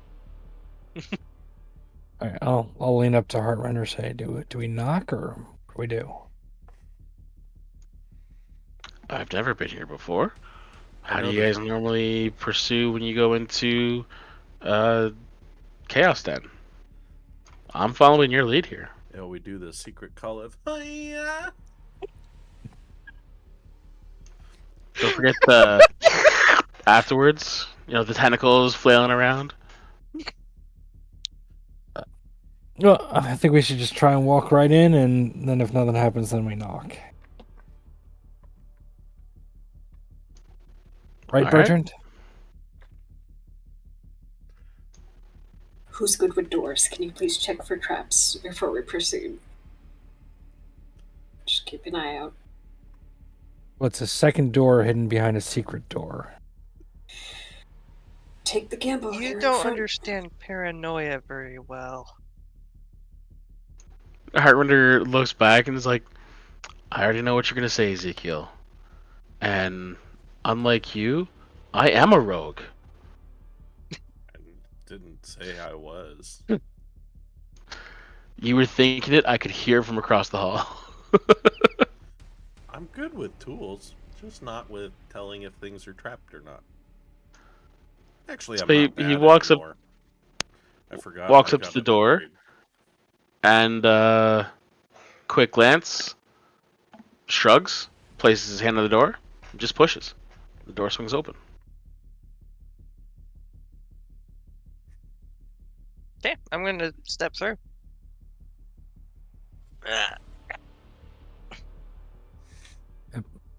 Follow through.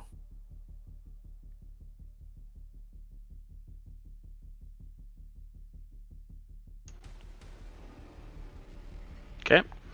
So as you guys step into the room, this room compared to the hallway, just stop you there for a sec.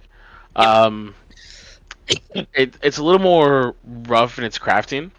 Center of the room is a wide pool. There are 4 half-naked dark elves that are just like sitting on the edge, kind of like kicking their feet, relaxing, enjoying the warmer temperatures compared to outside. Even though here it's still fairly cool. Center of the room, you have a statue that stands about 8 to 10 feet tall, and looks like you're just your basic elven male, just again wearing as close to little as possible. On the east side of the wall is a carving that goes from floor to ceiling.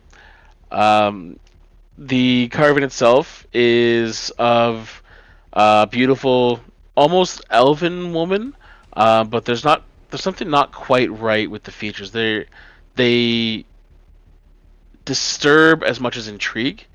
And on the opposite wall is the same face, but one that's been corrupted um, to have a very demonic look to it.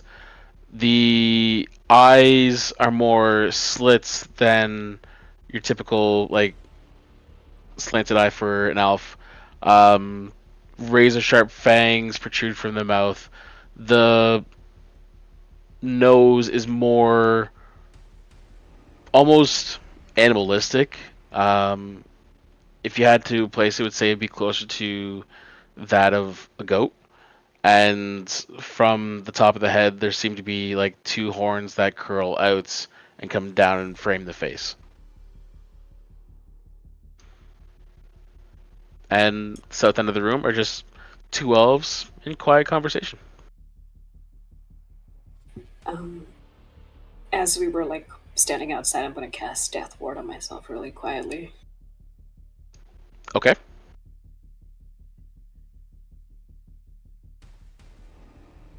I'm just going to keep walking. Corner? Just act like you belong. Keep walking through. Yep. Just walk confidently.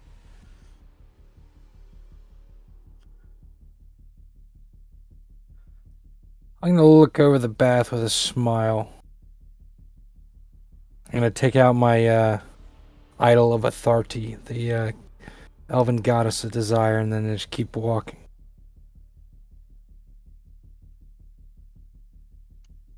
So you walked over to the one elf that was by the corner and then took a look and then walked away? Well, let's say I hungrily looked into the pool and smiled, and then I walked away. He's corrupted. Kill him! And as you're walking away, you hear like an almost lyrical voice going, "You don't have to leave. You can come join us." We probably will in a moment. Aw, you're no fun.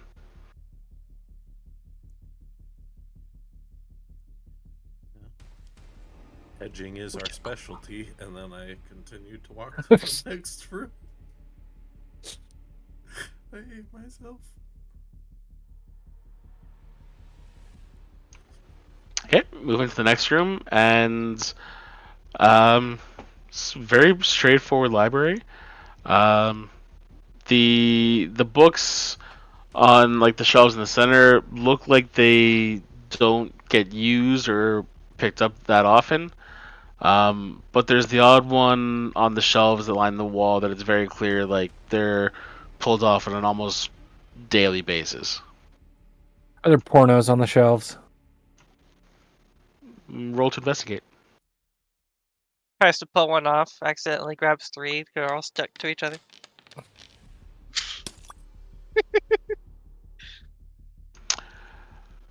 Um, the first one you pull down to take a look through has very graphic um, depictions of every carnal act you can think of, and you're like, okay, that's gross. Put it back. Go to grab the next one, and it's almost like an instruction manual on how to dismember a person joint by joint while ensuring they live through the entire process. Holding this book I'm gonna look over. Is Heartrender looking at us, looking at me as I'm reading this book? No, he's just kind of looking through and browsing the titles on the books themselves. I'm just gonna look down at the book, nod at the book, and just put it right back in, and then look back at Heartrender. Not gonna squirrel it away for later use. He's like, did Senpai notice me? No? Oh, no. It's not what I was going for, He but looks over, just please notice me, senpai. So on the east side of the room are two, again, just solid oak doors, not as fancy as the one you first came through. The door to the south is an iron door that has a grinning. It's kind of like a half skull, half face, and it's just kind of embossed on the outside of the door. Okay. Is it locked? Are there labels? Door signs? Does it appear to be trapped and or locked? Highlander walks over. It's like, "Would you like me to check?" No, I got this. Okay. I don't need you. I'm better than you. Well, be my guest.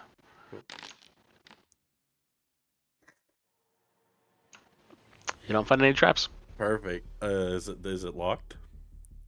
Have you tried it? No, I'm gonna just carefully try it now.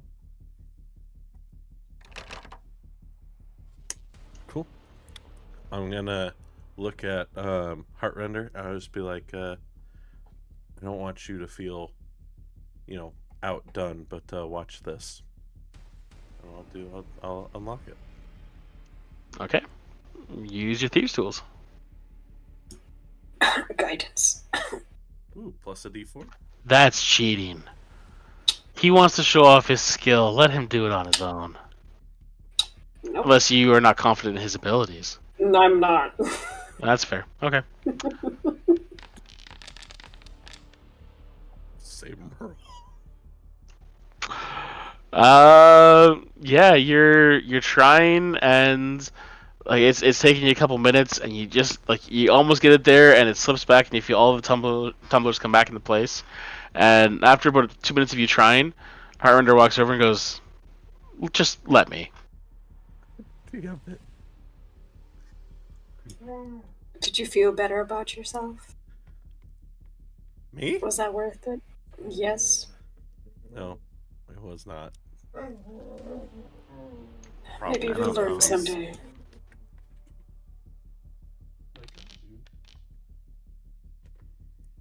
And so he bends down at the lock, gets the lock picks in, fiddles around for 5 seconds, Oh, fuck. pointedly looks up at you and goes, click. The door swings open. This guy. I'm gonna walk over to Ezekiel and just pat him on the shoulder. You didn't say I'm a rogue. And then move on. Okay, adding Caligar and Heartrender to the list. I'm the only one who gets to bully him.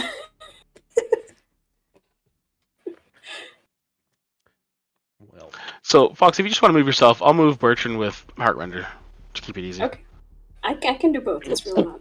It's pretty easy. is Caligar just walking forward still? I like it. I'm waiting at the next corner.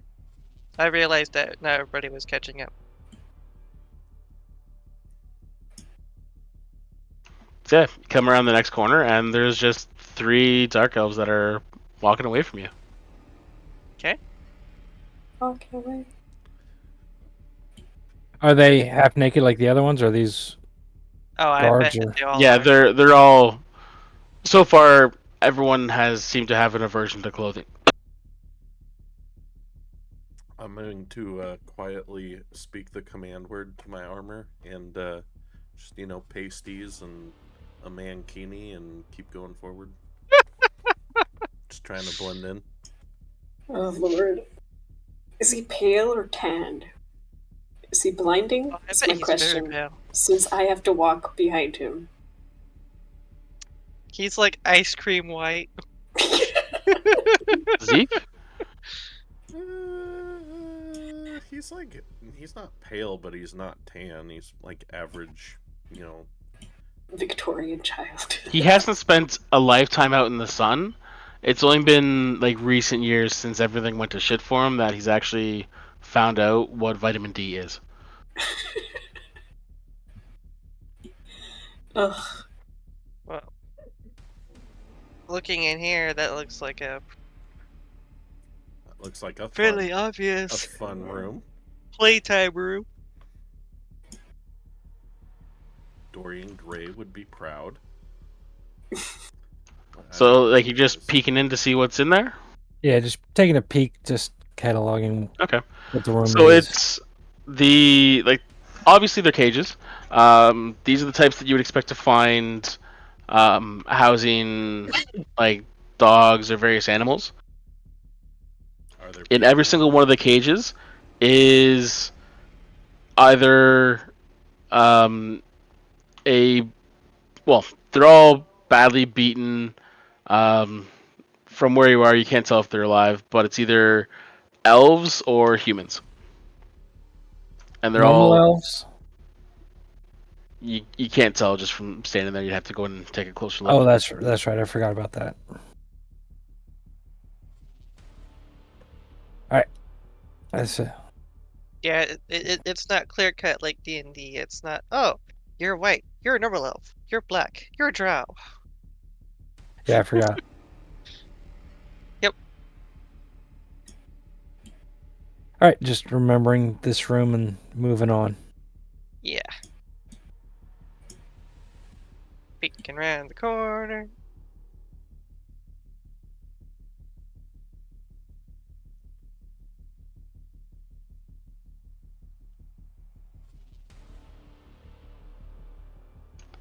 Heartrender walks past you as you lean around the corner and goes, "Really? You're covered in steel plates. They heard you from when you opened the door." And yeah, you come into the room, and the three elves that you first saw in the hall are just basically cleaning the various weapons and implements that are on the racking or like the armor plates that are um, stood up against the wall. Mm-hmm. And is there a difference between these two doors in the bottom? It looks like there might be. No? No. Never mind. No, again, just the same oak doors you've seen before. I was told not to Oh. speak, so I'm not speaking. Gonna keep walking forward. Gonna walk over to this one.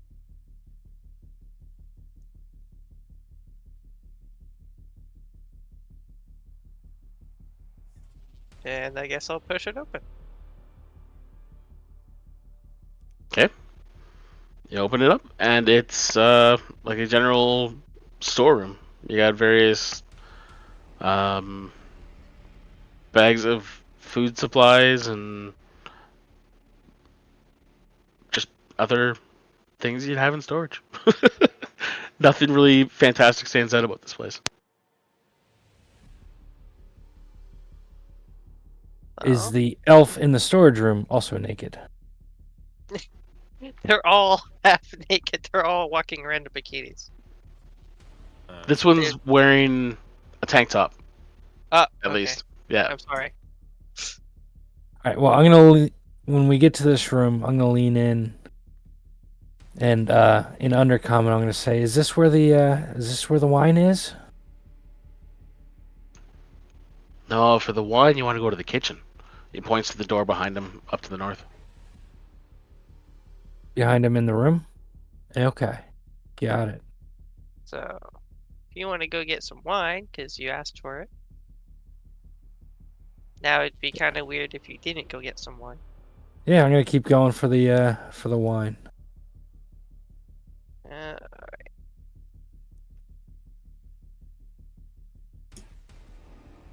GM, as we pass by, No. are there any like sounds coming here? Is it like a dining room sort of?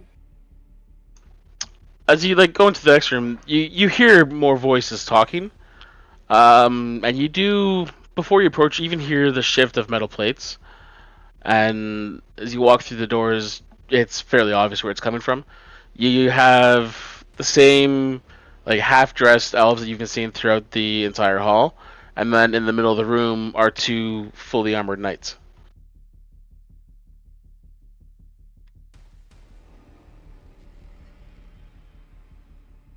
Is there like a bar cart anywhere in the room that I can see? Nope. Just tables that the odd food scraps or empty plate that's been left on the table.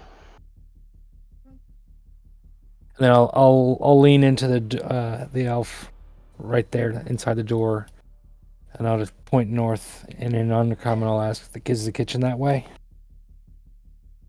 He nods. He seems a little spaced out of his mind, but And I'll just keep going. They're probably all drugged because it's Slanesh. With like the pink stuff.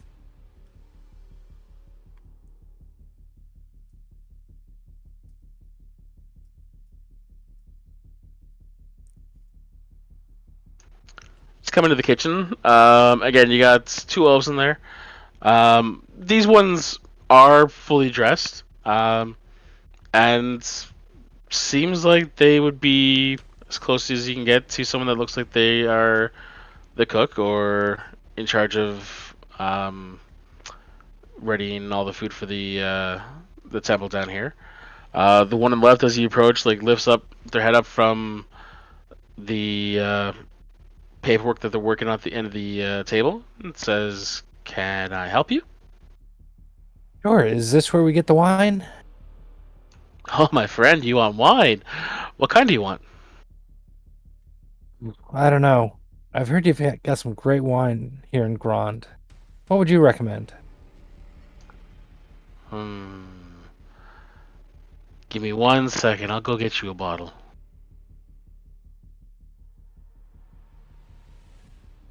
And disappears out the room. I'm just gonna see him go, but I'm not gonna follow.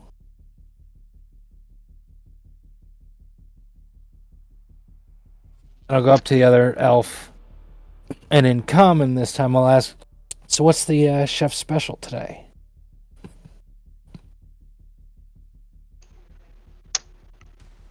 He thinks for a second, and this weird smile comes across his face, and he goes, "Flank steaks." Sounds great. After a few minutes, that first elf comes running back. And he's got one bottle in his hand that's fairly well covered in dust. And he produces out a goblet, cracks open the bottle, starts pouring you a glass, hands over, and says, "This will be the most exquisite drink you have ever had in your life. I guarantee it." Oh no. And I'm gonna take a sip. Okay. And that's how we lost Tobias. And just so I'm sure I've got this right, you take a sip and swallow. Yes. Okay. I've been waiting to say this for a very long time. Roll a sanity check. Roll a sanity save. Where is it again? But attributes. Please.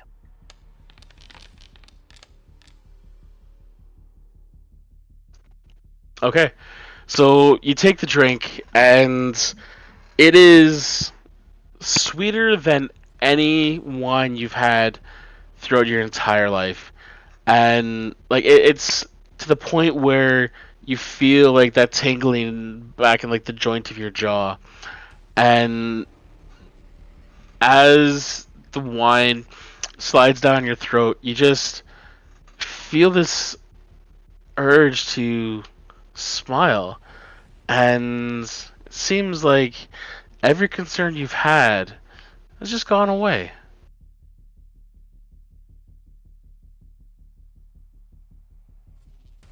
I'll say this is great wine. What did they make it out of?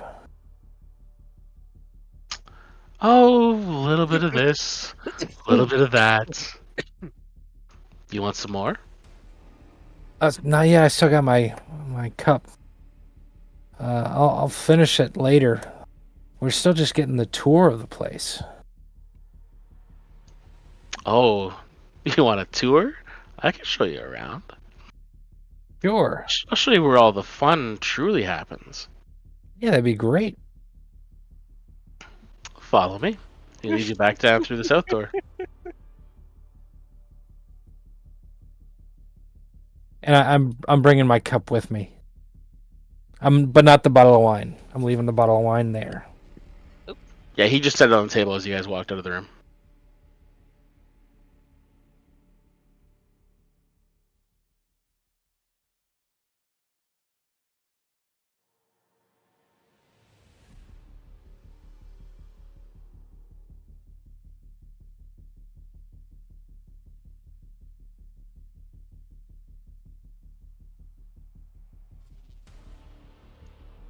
As he walks back in, as you coming through here, the elves that were in here before kind of look up and see you guys coming through again. They look back down to what they're doing. He kind of like raises an eyebrow and goes, "I take it you've come this way before. Did you pass the kennels?" Yes, we did. We saw the humans. Oh, did you see the azure as well? Do I know what that is? You would know that azure is the elvish term for high elf. Yes, I did. Didn't he just look divine? You could almost eat one like that, couldn't you? I don't know, doesn't bruising damage the meat?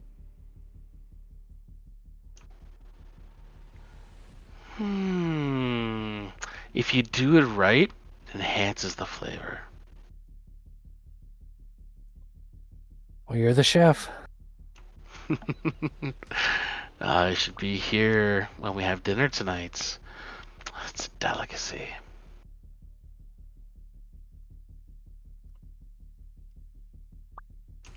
Walks over to the next set, and these are like wider double doors. He throws them open with a flourish and goes, "And this is our playroom."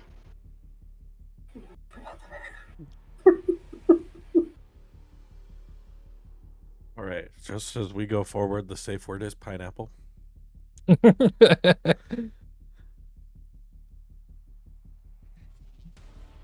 So you walk into the room, and it's very obvious, filled with every implement of torture you can think of. On the walls, you have a couple of Iron Maidens, and you don't even need to closely inspect to see that the spikes have, in some places, fresh blood on them. Some places it's dried.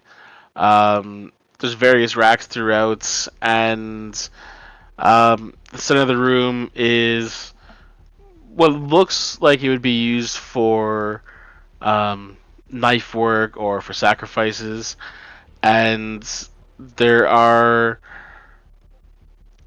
furrows that are carved in that channel the blood through. Let's see if I still have this here.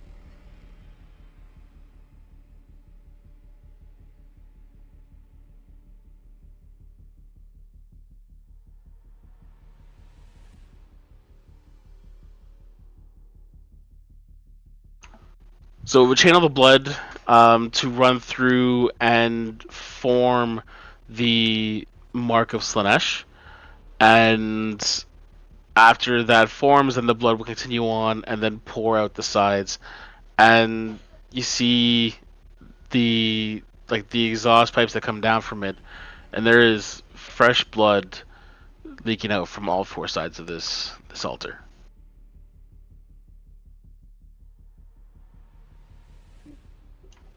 Imagine the delights that we have in here.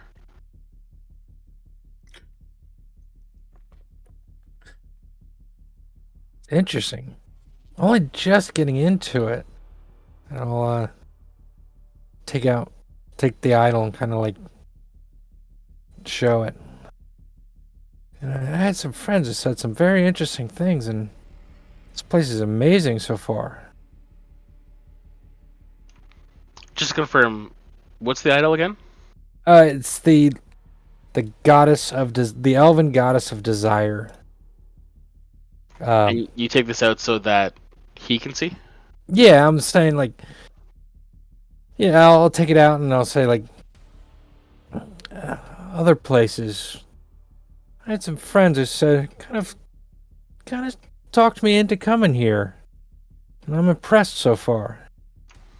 He sees you pull the idol out, walks right over, and his hand. Let's. I'm Roll. implying that I'm dipping my toe into the pool. Mm-hmm. Roll a dexterity check for me. If he wants to take it, I'll let him take it. Okay. So yeah, his hand lashes out, and he just snatches the idol from your grasp, and in an instant, throws it across the room. Says, "That bitch has no place here." Maybe, but I think she kind of led me here a little bit. If you get my meaning. She likes to think that she can play in the domain of the Dark Prince. But that would be akin to a child playing in their father's office. I'll look off thoughtfully as he says this. Kind of just nod a little bit.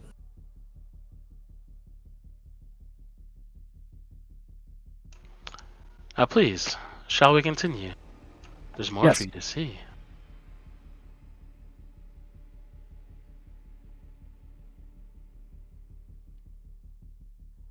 Gestures to the door to the south there and says, "That is just accommodations. You can look if you'd like. There's nothing fancy about it."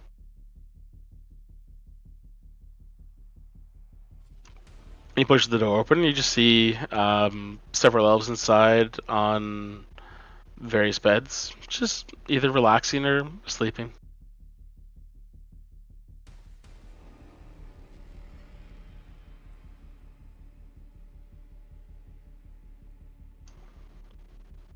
Please do keep up. Follow me.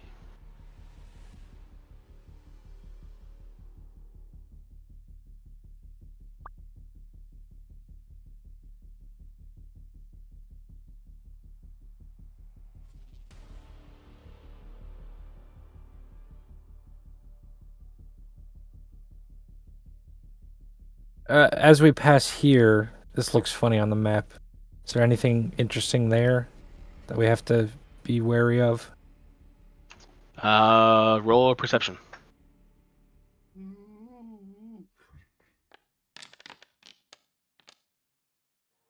It's a hole in the wall. On the other side, you. Well, they look like chompers, you know? They're just pillars that are supporting. Like, looks like the ceiling is maybe a little bit weaker. So these are kind of like makeshift pillars that are just giving some extra support.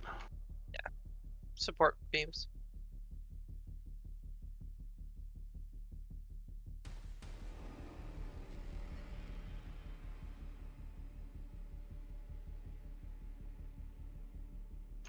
So he brings you up to the next door. Gestures down the hallway and says, "That just leads back to the kitchen. It's nothing. I should think that goes to the pantry, maybe." These hallways, they get so twisting. Sometimes you just kind of lose yourself in it. Just part of the fun. But through here, you shall go and speak with the master. What was your name, Chef? I forgot to ask. I was so lost in the wine.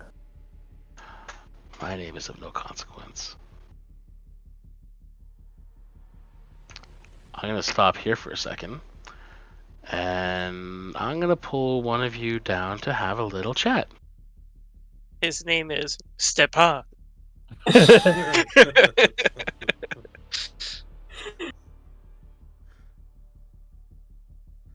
Uh-oh. Oh, Cardinal got stolen. This secret is brought to you by the fine people at Monument Studios, proud sponsors of the channel. If you need audio for your tabletop adventures, everything from sci-fi to adventure to action, fantasy, think even some Western stuff now, check them out, monumentstudios.com. They're rebuilding their Fantasy Plus app after their successful Kickstarter. And they've pretty much sponsored us from like almost day one, so yeah. I should do a...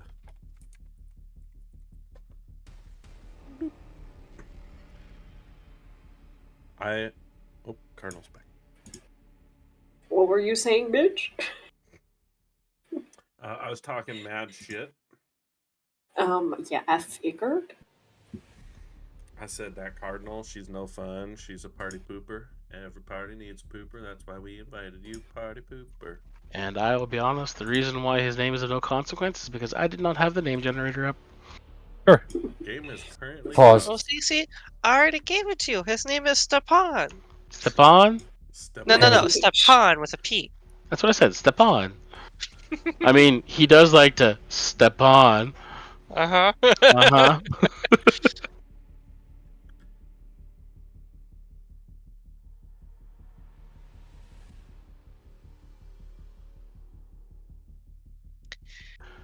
So as you come into the room, looking around, the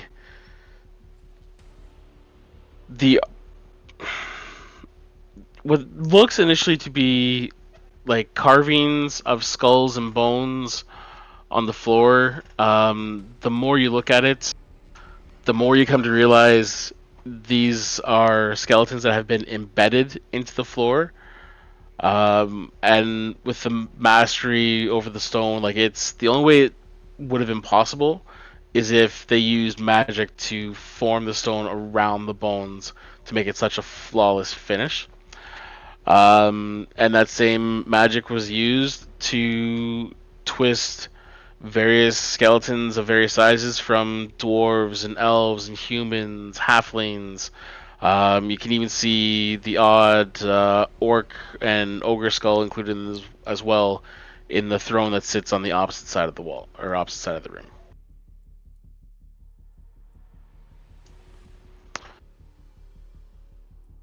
Stone shape. Fascinating. And your guide kind of looks around and goes, "Huh, I thought he would be here. Maybe he's in his laboratory. Follow me." Okay. Can I do a little insight check on this guy? Is he chill or is he like excited about impending violence? Chill. Is he chill or excited about impending violence? Is he leading us to our deaths? Has he Roll an clocked insight. us? Okay.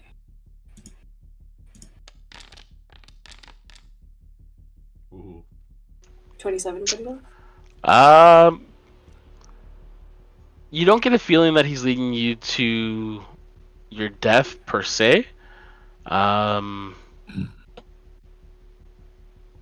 But he is genuinely excited. Okay. He's not leading us to any planned death. That he knows of. That he does. That makes me feel so secure. It should.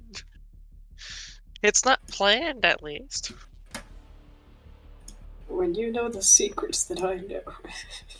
Oh good, he's got a fucking like plate mail on. I had to throw something in there. Something looked a bit different. I was looking at the word priest and going, oh yeah, this is going to be great. So he walks in and immediately gives a quick bow and says, "Master, we had new friends join us today. They wish to meet you." And the two elves, both are very finely dressed. Where most of the elves you've passed so far have been in various states of undress, I guess you could say. This one has the bearing of nobility, and looks to be one that would take charge.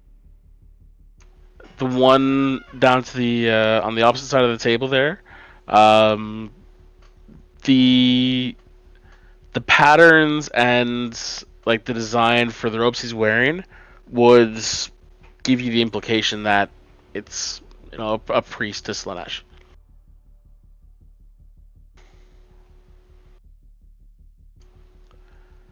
And he looks up. The noble looks up as you come in, and he looks actually rather frustrated at being interrupted. He goes, "What did I tell you about giving tours? People come in, they can join in, do whatever they want. They don't need introductions." And your guy's just like, "Oh, but they seem so interested. These ones feel different than the ones that normally come in. Normally you don't see humans and dwarves and elves. So I thought you might have been intrigued enough to handle them today." And then I'll just shake his head and goes, "Fine. What is it that brings you into our home?" Well, dabbling, really. I'll look at the guy who threw my idol and said, I was a follower of Atharti, and friends and acquaintances have kind of led me down this path. And so far, this is a fabulous place. And I'll lift the goblet of wine, and I'll fake a sip of it. Roll a sleight of hand. Ooh, not deception? Nope.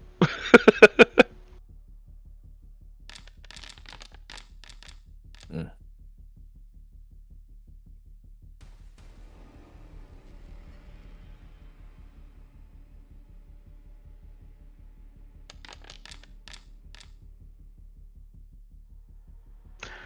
He very intently watches as you go to fake the sip and goes, "Take a drink."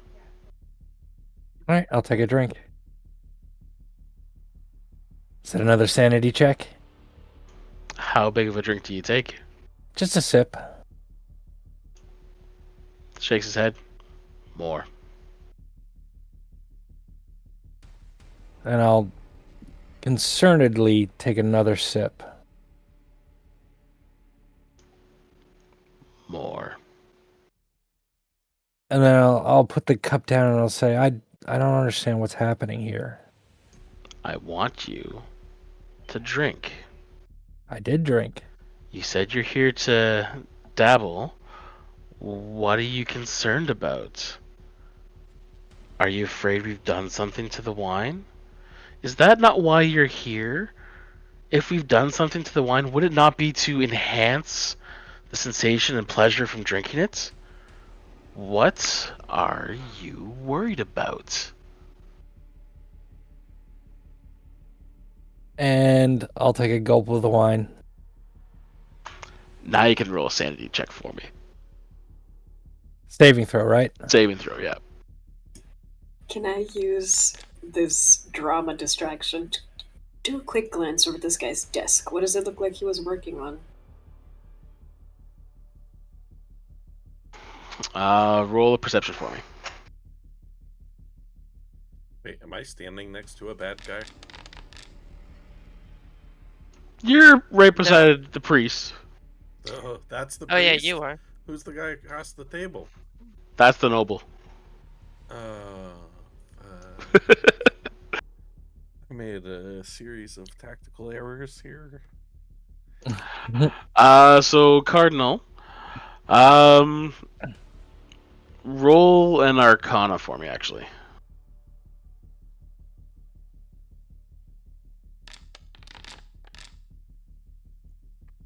Oh, the gods are on my side. Thank God. So when he was bent over the table, it was clear that he was working on transcribing a spell to a scroll. And surprisingly, you were able to figure out what the spell was. And I'm gonna pick a spell at random because I have the faintest idea.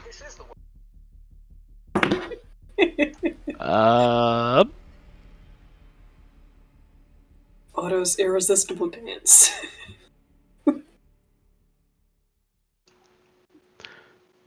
No, that actually gives me an idea. Tasha's hideous laughter. That's And my next suggestion. He's only got about halfway through it.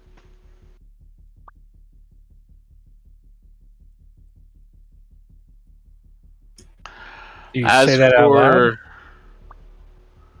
For Tobias, you take your drink, and the bigger gulp you take, the sensation of it has changed. Whereas before it was very sweet and pleasurable, now it almost feels like within the liquid there's some kind of like razor sharp stabbing sensation as it just courses down your throat. Um, but it's not painful. It's more uncomfortable. And you finish swallowing it. You take a second, set the glass on the edge of the table, and as you set it down, the noble watches for a second, and just that grin slowly spreads across his face and goes, "There. Was that so bad?" I'm going to kind of wobble on my feet, start acting like I'm drunk. Like I know how to do after years and years and years of drunken debauchery and Alfwan. Okay. And I'm gonna speak to the priest and I'll just be like, we had such a good time in Minheim, but it was such a shame that they wiped out the cult after that grand evening. So first I want you to roll a performance with advantage. Ooh. Because I know you've spent a lot of time drunk.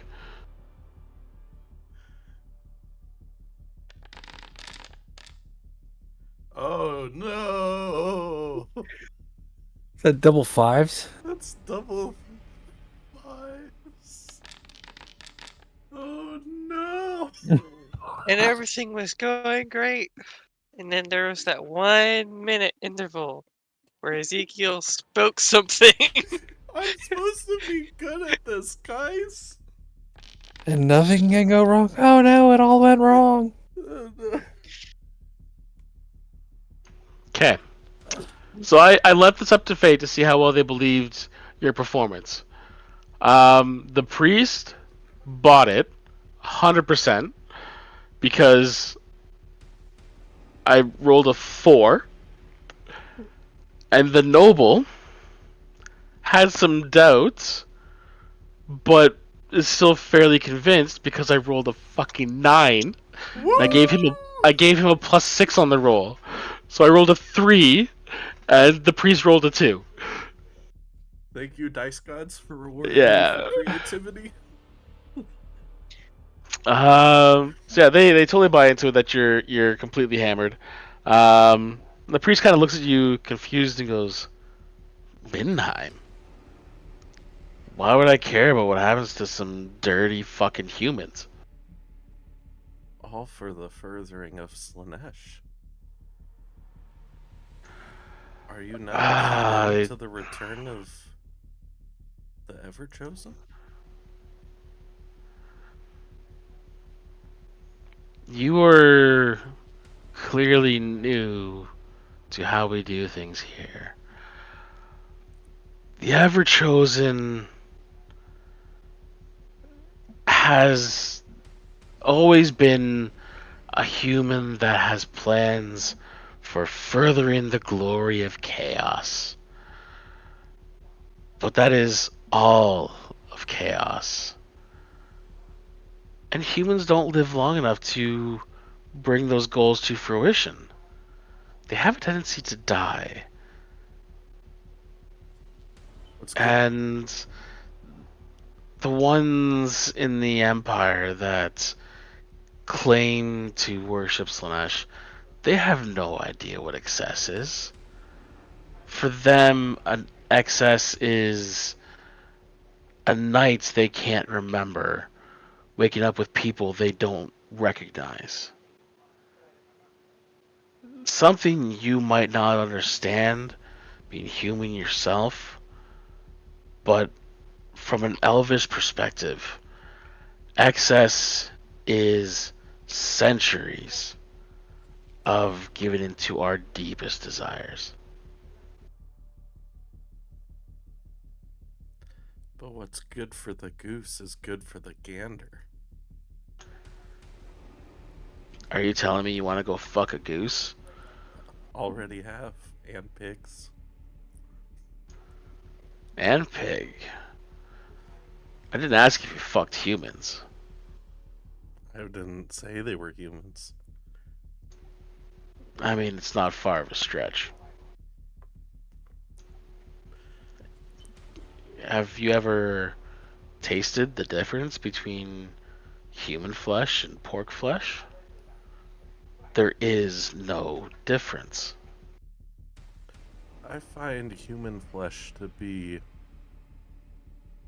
a little bit richer. Point of order. I don't actually isn't know. Booty, I'm lying out my ass right now. point of order. Isn't Booty disguised as a dark elf at the No. moment? Nope. No. Okay. I wasn't sure. No, Like if you were like a I've- half dark elf or not. No. I'm not doing Okay. that because I don't speak Undercommon and I don't want more question into. That would have gone bad. Okay. I just wanted to double check. Sorry. Continue on. As he finishes, I'm gonna very pointedly lean over. Are you making spells? I used to do that. Were you any good at it?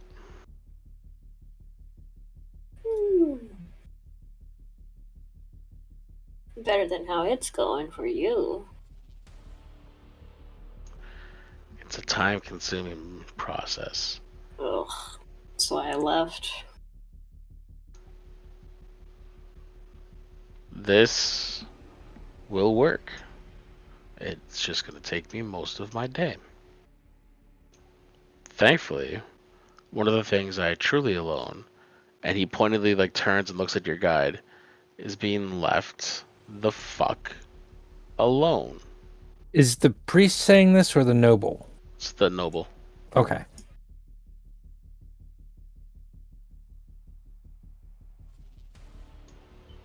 So now that you've been brought here, you've had your grand tour. Is there anything I can do for you? Or are you going to continue to waste my time?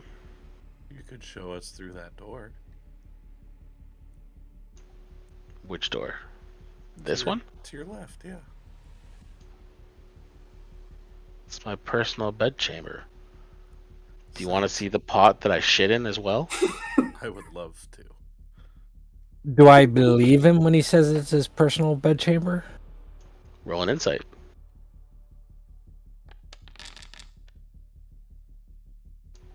Yeah. Okay. I'm gonna try and bring this home. All right. Fuck it. I'm And gonna then- step forward on the table and say, tell you what. We came looking for something different, and I'm gonna be honest. I've seen all this before.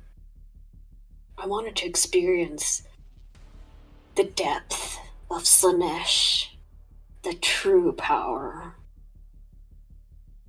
I'm kind of disappointed. I figured this city would be the place for it, but Oh, what do you know of true power? you'd be surprised. Did you just say boop? It's Yep. boopage nose. Riz him up, Cardinal. Roll a boot check. I broke him. Can I get on the other side and just kind of like try to nibble on his ear a little bit? Just really sell it.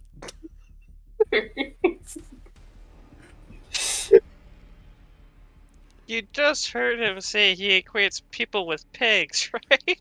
Yeah, this is about. Okay. I need You to do the fucker. thing.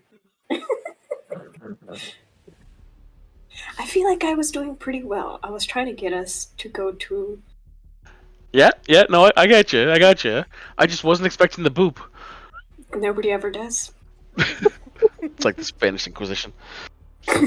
It's like that's why it works.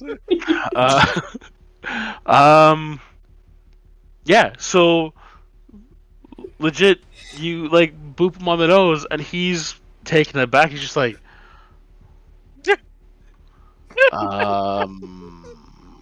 right. So you want to experience Slaanege's true power. That can be arranged.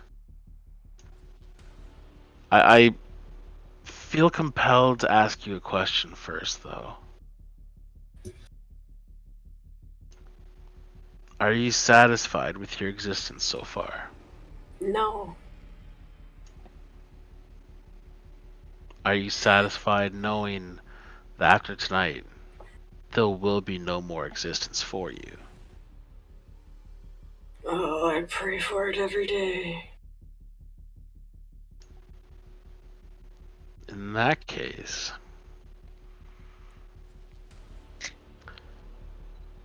go back out through the throne room. Turn left. When you reach the corner in the hallway, he looks at Cal and goes, about his head height, right up into the corner of the wall, you'll find a stone of the purest white. Press that.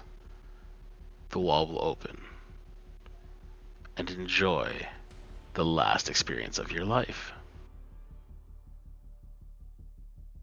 I'm gonna grab his face and say thank you. Also, that line is wrong. You're gonna want to change that. Slide right off. Head out.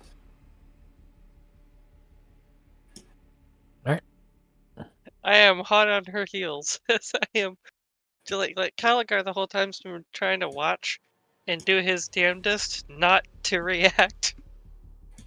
I'm gonna linger and blow. Must not do anything that brings up charisma throws. I'm gonna linger, blow him a kiss, and wink and walk away. He just rolls his eyes.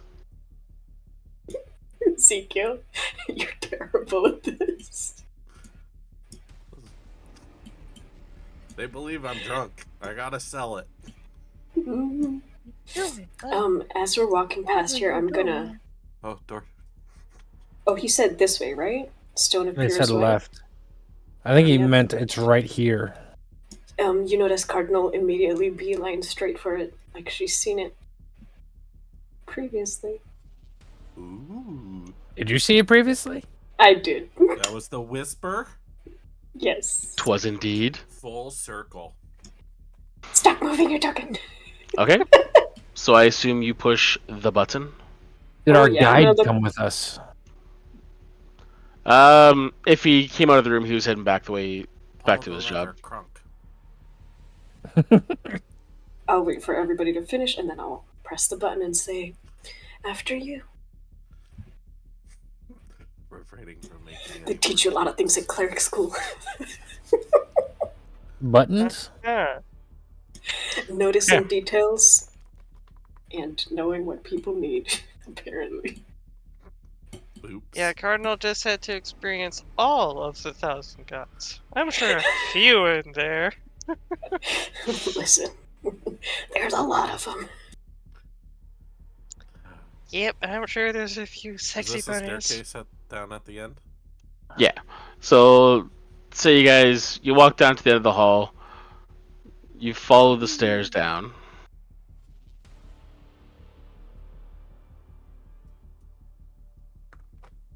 Can I just say, I am happy that we aren't dead yet, and so far we haven't pissed off the entire place.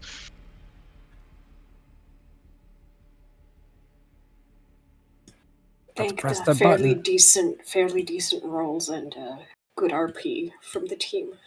That's And weird. Tobias going crazy. Yeah. Oh yeah. Can I look Hey, Tobias buddy. over? Like, I read a. I will mention one thing. Like, that last drink you took, the DC I had for that was 20. Hmm. So if you had rolled, if you'd failed that, you were gonna start losing your mind. Oh, you've made all your checks? Come on, buddy, join me. Okay. Because I do believe I have the lowest sanity out of all of us. Yeah, I think you do actually. Are these Yeah, 'cause stairs you- down or up? These are going down. Yeah, I Okay. know. I was when I exported this map, I'm like, these stairs don't make sense. Yeah? I mean, it doesn't have to. It's chaos, right? Exactly. You're walking down the stairs, and then like suddenly you look up, and you're actually sideways. Yeah, Never it's just one of those works. like labyrinth stair things. Oh god. Like you see in like Harry Potter or something. There's a big purple portal. And I'll say as we're going in, is there like a giant gem at the top of the portal? No. No. So as you come down the stairs, it's what you're seeing is not so much a portal as a rift in the fabric of the space. Um, it's just contained within like that circle, and it's a pinstripe of like this purplish and bluish energy just going vertically down. And you continue coming forward, and as you step out off the steps onto the pathway in front of the portal, you hear what sounds like thick linen being shredded and ripped apart. And you watch as this black, seemingly glistening claw extends out from the portal and slowly works its way down. And as it's coming down, that ripping sound gets louder. The portal widens, and out steps a creature of pure nightmare.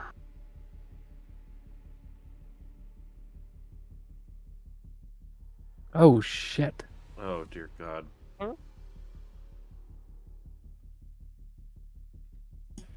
Mr. Krabs, is that you? Are you feeling it, Mr. Krabs?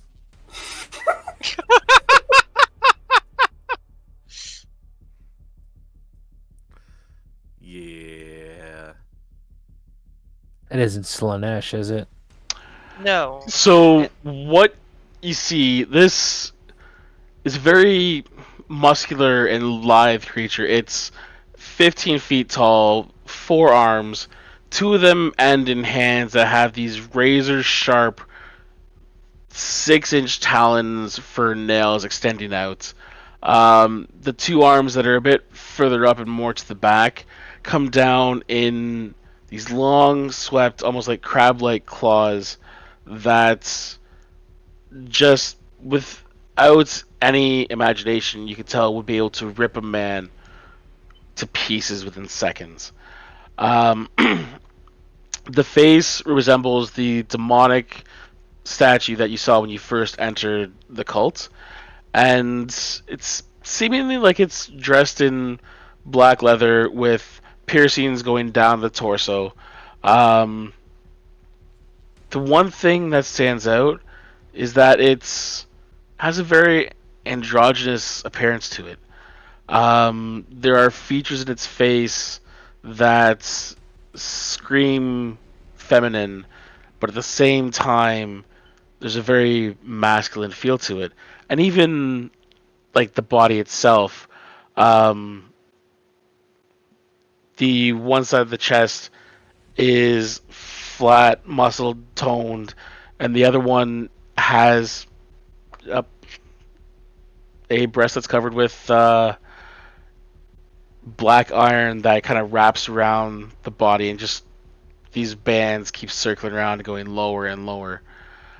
And what stands before you is a greater demon of Slanesh, known as a Keeper of Secrets. And that is where we're going to finish tonight. Guys, I'm really proud of us.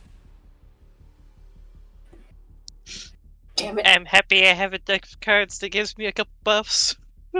I'm gonna need them. I wish we didn't end this fast. Fuck. That was hella fun. Well, Here's the new plan. Every boss fight, I'm just gonna. All right, I pull out 6 cards. Hand it over to Cardinal. You pull out 6 cards. Hand it over to Ezekiel. yeah, but with my luck, I'd pull 6 terrible cards. There's only 2 bad ones. Then with my luck, I'd have both bad cards. Yeah, but both Probably. of those can have 2 opposite ones that you can actually negate them with. Like the one that I got that gave me 19 extra max health. There's one that does the opposite. That does 2d10 negative health. And the one where I got baned, there's one that gives you Bless. I think That- there's also opposite cards for the resistances. There's some that give you vulnerabilities too. Maybe. I don't know. I don't think there is. I think it's just the health and the baning. I can double check, but I think I don't think there's anything in there that actually gives you a vulnerability. It's no real concern now. I'm not worried about it. Yeah. But I need to remember I'm death warded. you are death warded, yes. Yep. Yeah. This is your legit first boss fight. And this was the difficulty on this was calculated using the new DMG, so Oh boy. Well, shit. Well, this is the first boss fight that we are actually supposed to maybe win. Versus, I can't let's have a guarantee that you're Hydra all and going a to live. cave. I don't think this is gonna be worse. Oh no, than I am fully expecting people to die off at some point in this campaign. Yeah. There's a Not reason with why that I'm I, making. attitude. I am willing to sacrifice some of you for the greater good. And I will sacrifice tell you stories for the in your greater honor. It's like, yeah, no, there's a reason why I'm making a backup character. Right now, I'm just working on his backstory and like the A man of mechanics faith. are there. Now it's just Oh. building the actual character. A man of faith. All right, hard runner, go get him. Homie's gonna stay at the back. We definitely should have asked him what the thing was that he could use to seal it in case he dies. Just rob his corpse, man. That would have been smart. That's hindsight. We've got a few seconds before the slashy happens. Maybe. He might get it out with his last words. Yeah. Well, We did that pretty and okay, a Keeper of guys. Secrets isn't like a completely insane thing. I'm assuming we're gonna have some sort of short conversation, whatever form it may take. Monologue?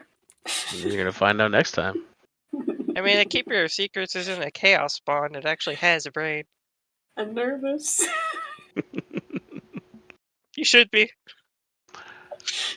But also keep in mind that this is a guardian to the rifts of the primary source of Slanesh's power in the world. It's gonna be well defended and super OP. It's gonna be tough. 1 second you're gonna be fighting it, and the next second, why do you look so sexy? I think Nordic has the right idea. Less party members equals greater treasure. Yes, yes, true. We only have 3 potions of healing and party loot. Okay. Gotta ration those. Oh, yeah. Why I didn't am we shop stressed. in fucking Argon? You guys are broke. No, well, I would have bought stuff. I would. Yeah, but we don't know that. I give you the opportunity. I said, is there anything you guys want to do before you head out? You're like, no, I'm good. I'm not. Alright. Dwarf, Jerky City. There's no way in hell I'm actually spending money. Other than there was that one time I bought poison, but that was just for the sheer hell of it. We still have the poisons. Yes. We have 2 of the Though poisons. they probably. I wouldn't expect them to do a hell of a lot. They would more be like, ooh, I felt that before. Do it again. All right. On that note, let's call it for now. I gotta get to bed, and yeah, no, tonight turned out a lot better than I thought it was going to. It was actually, I don't know what it was. Just I really enjoyed tonight. So Yeah, no, it was yeah, good. I'm looking forward to next week, when you guys live or die as the dice demand, because I don't know what's gonna happen. I know what's There gonna may be a happen. skewered dwarf. There may be a skewered people. I don't know. I'll survive. I don't Oh, know. we know what's gonna happen. If Bertrand dies, he just poofs out. We turn him into dinner. All right. Thanks, Nordic. Until next week, Bye-bye. same time, same place, 6 p.m. Pacific, 9 p.m. Eastern. We'll see you guys then. Yeah, and Nordic, thanks for coming out. Really appreciate the support, man. Yeah, no, that was cool. Bye. Bye. Have a wonderful time.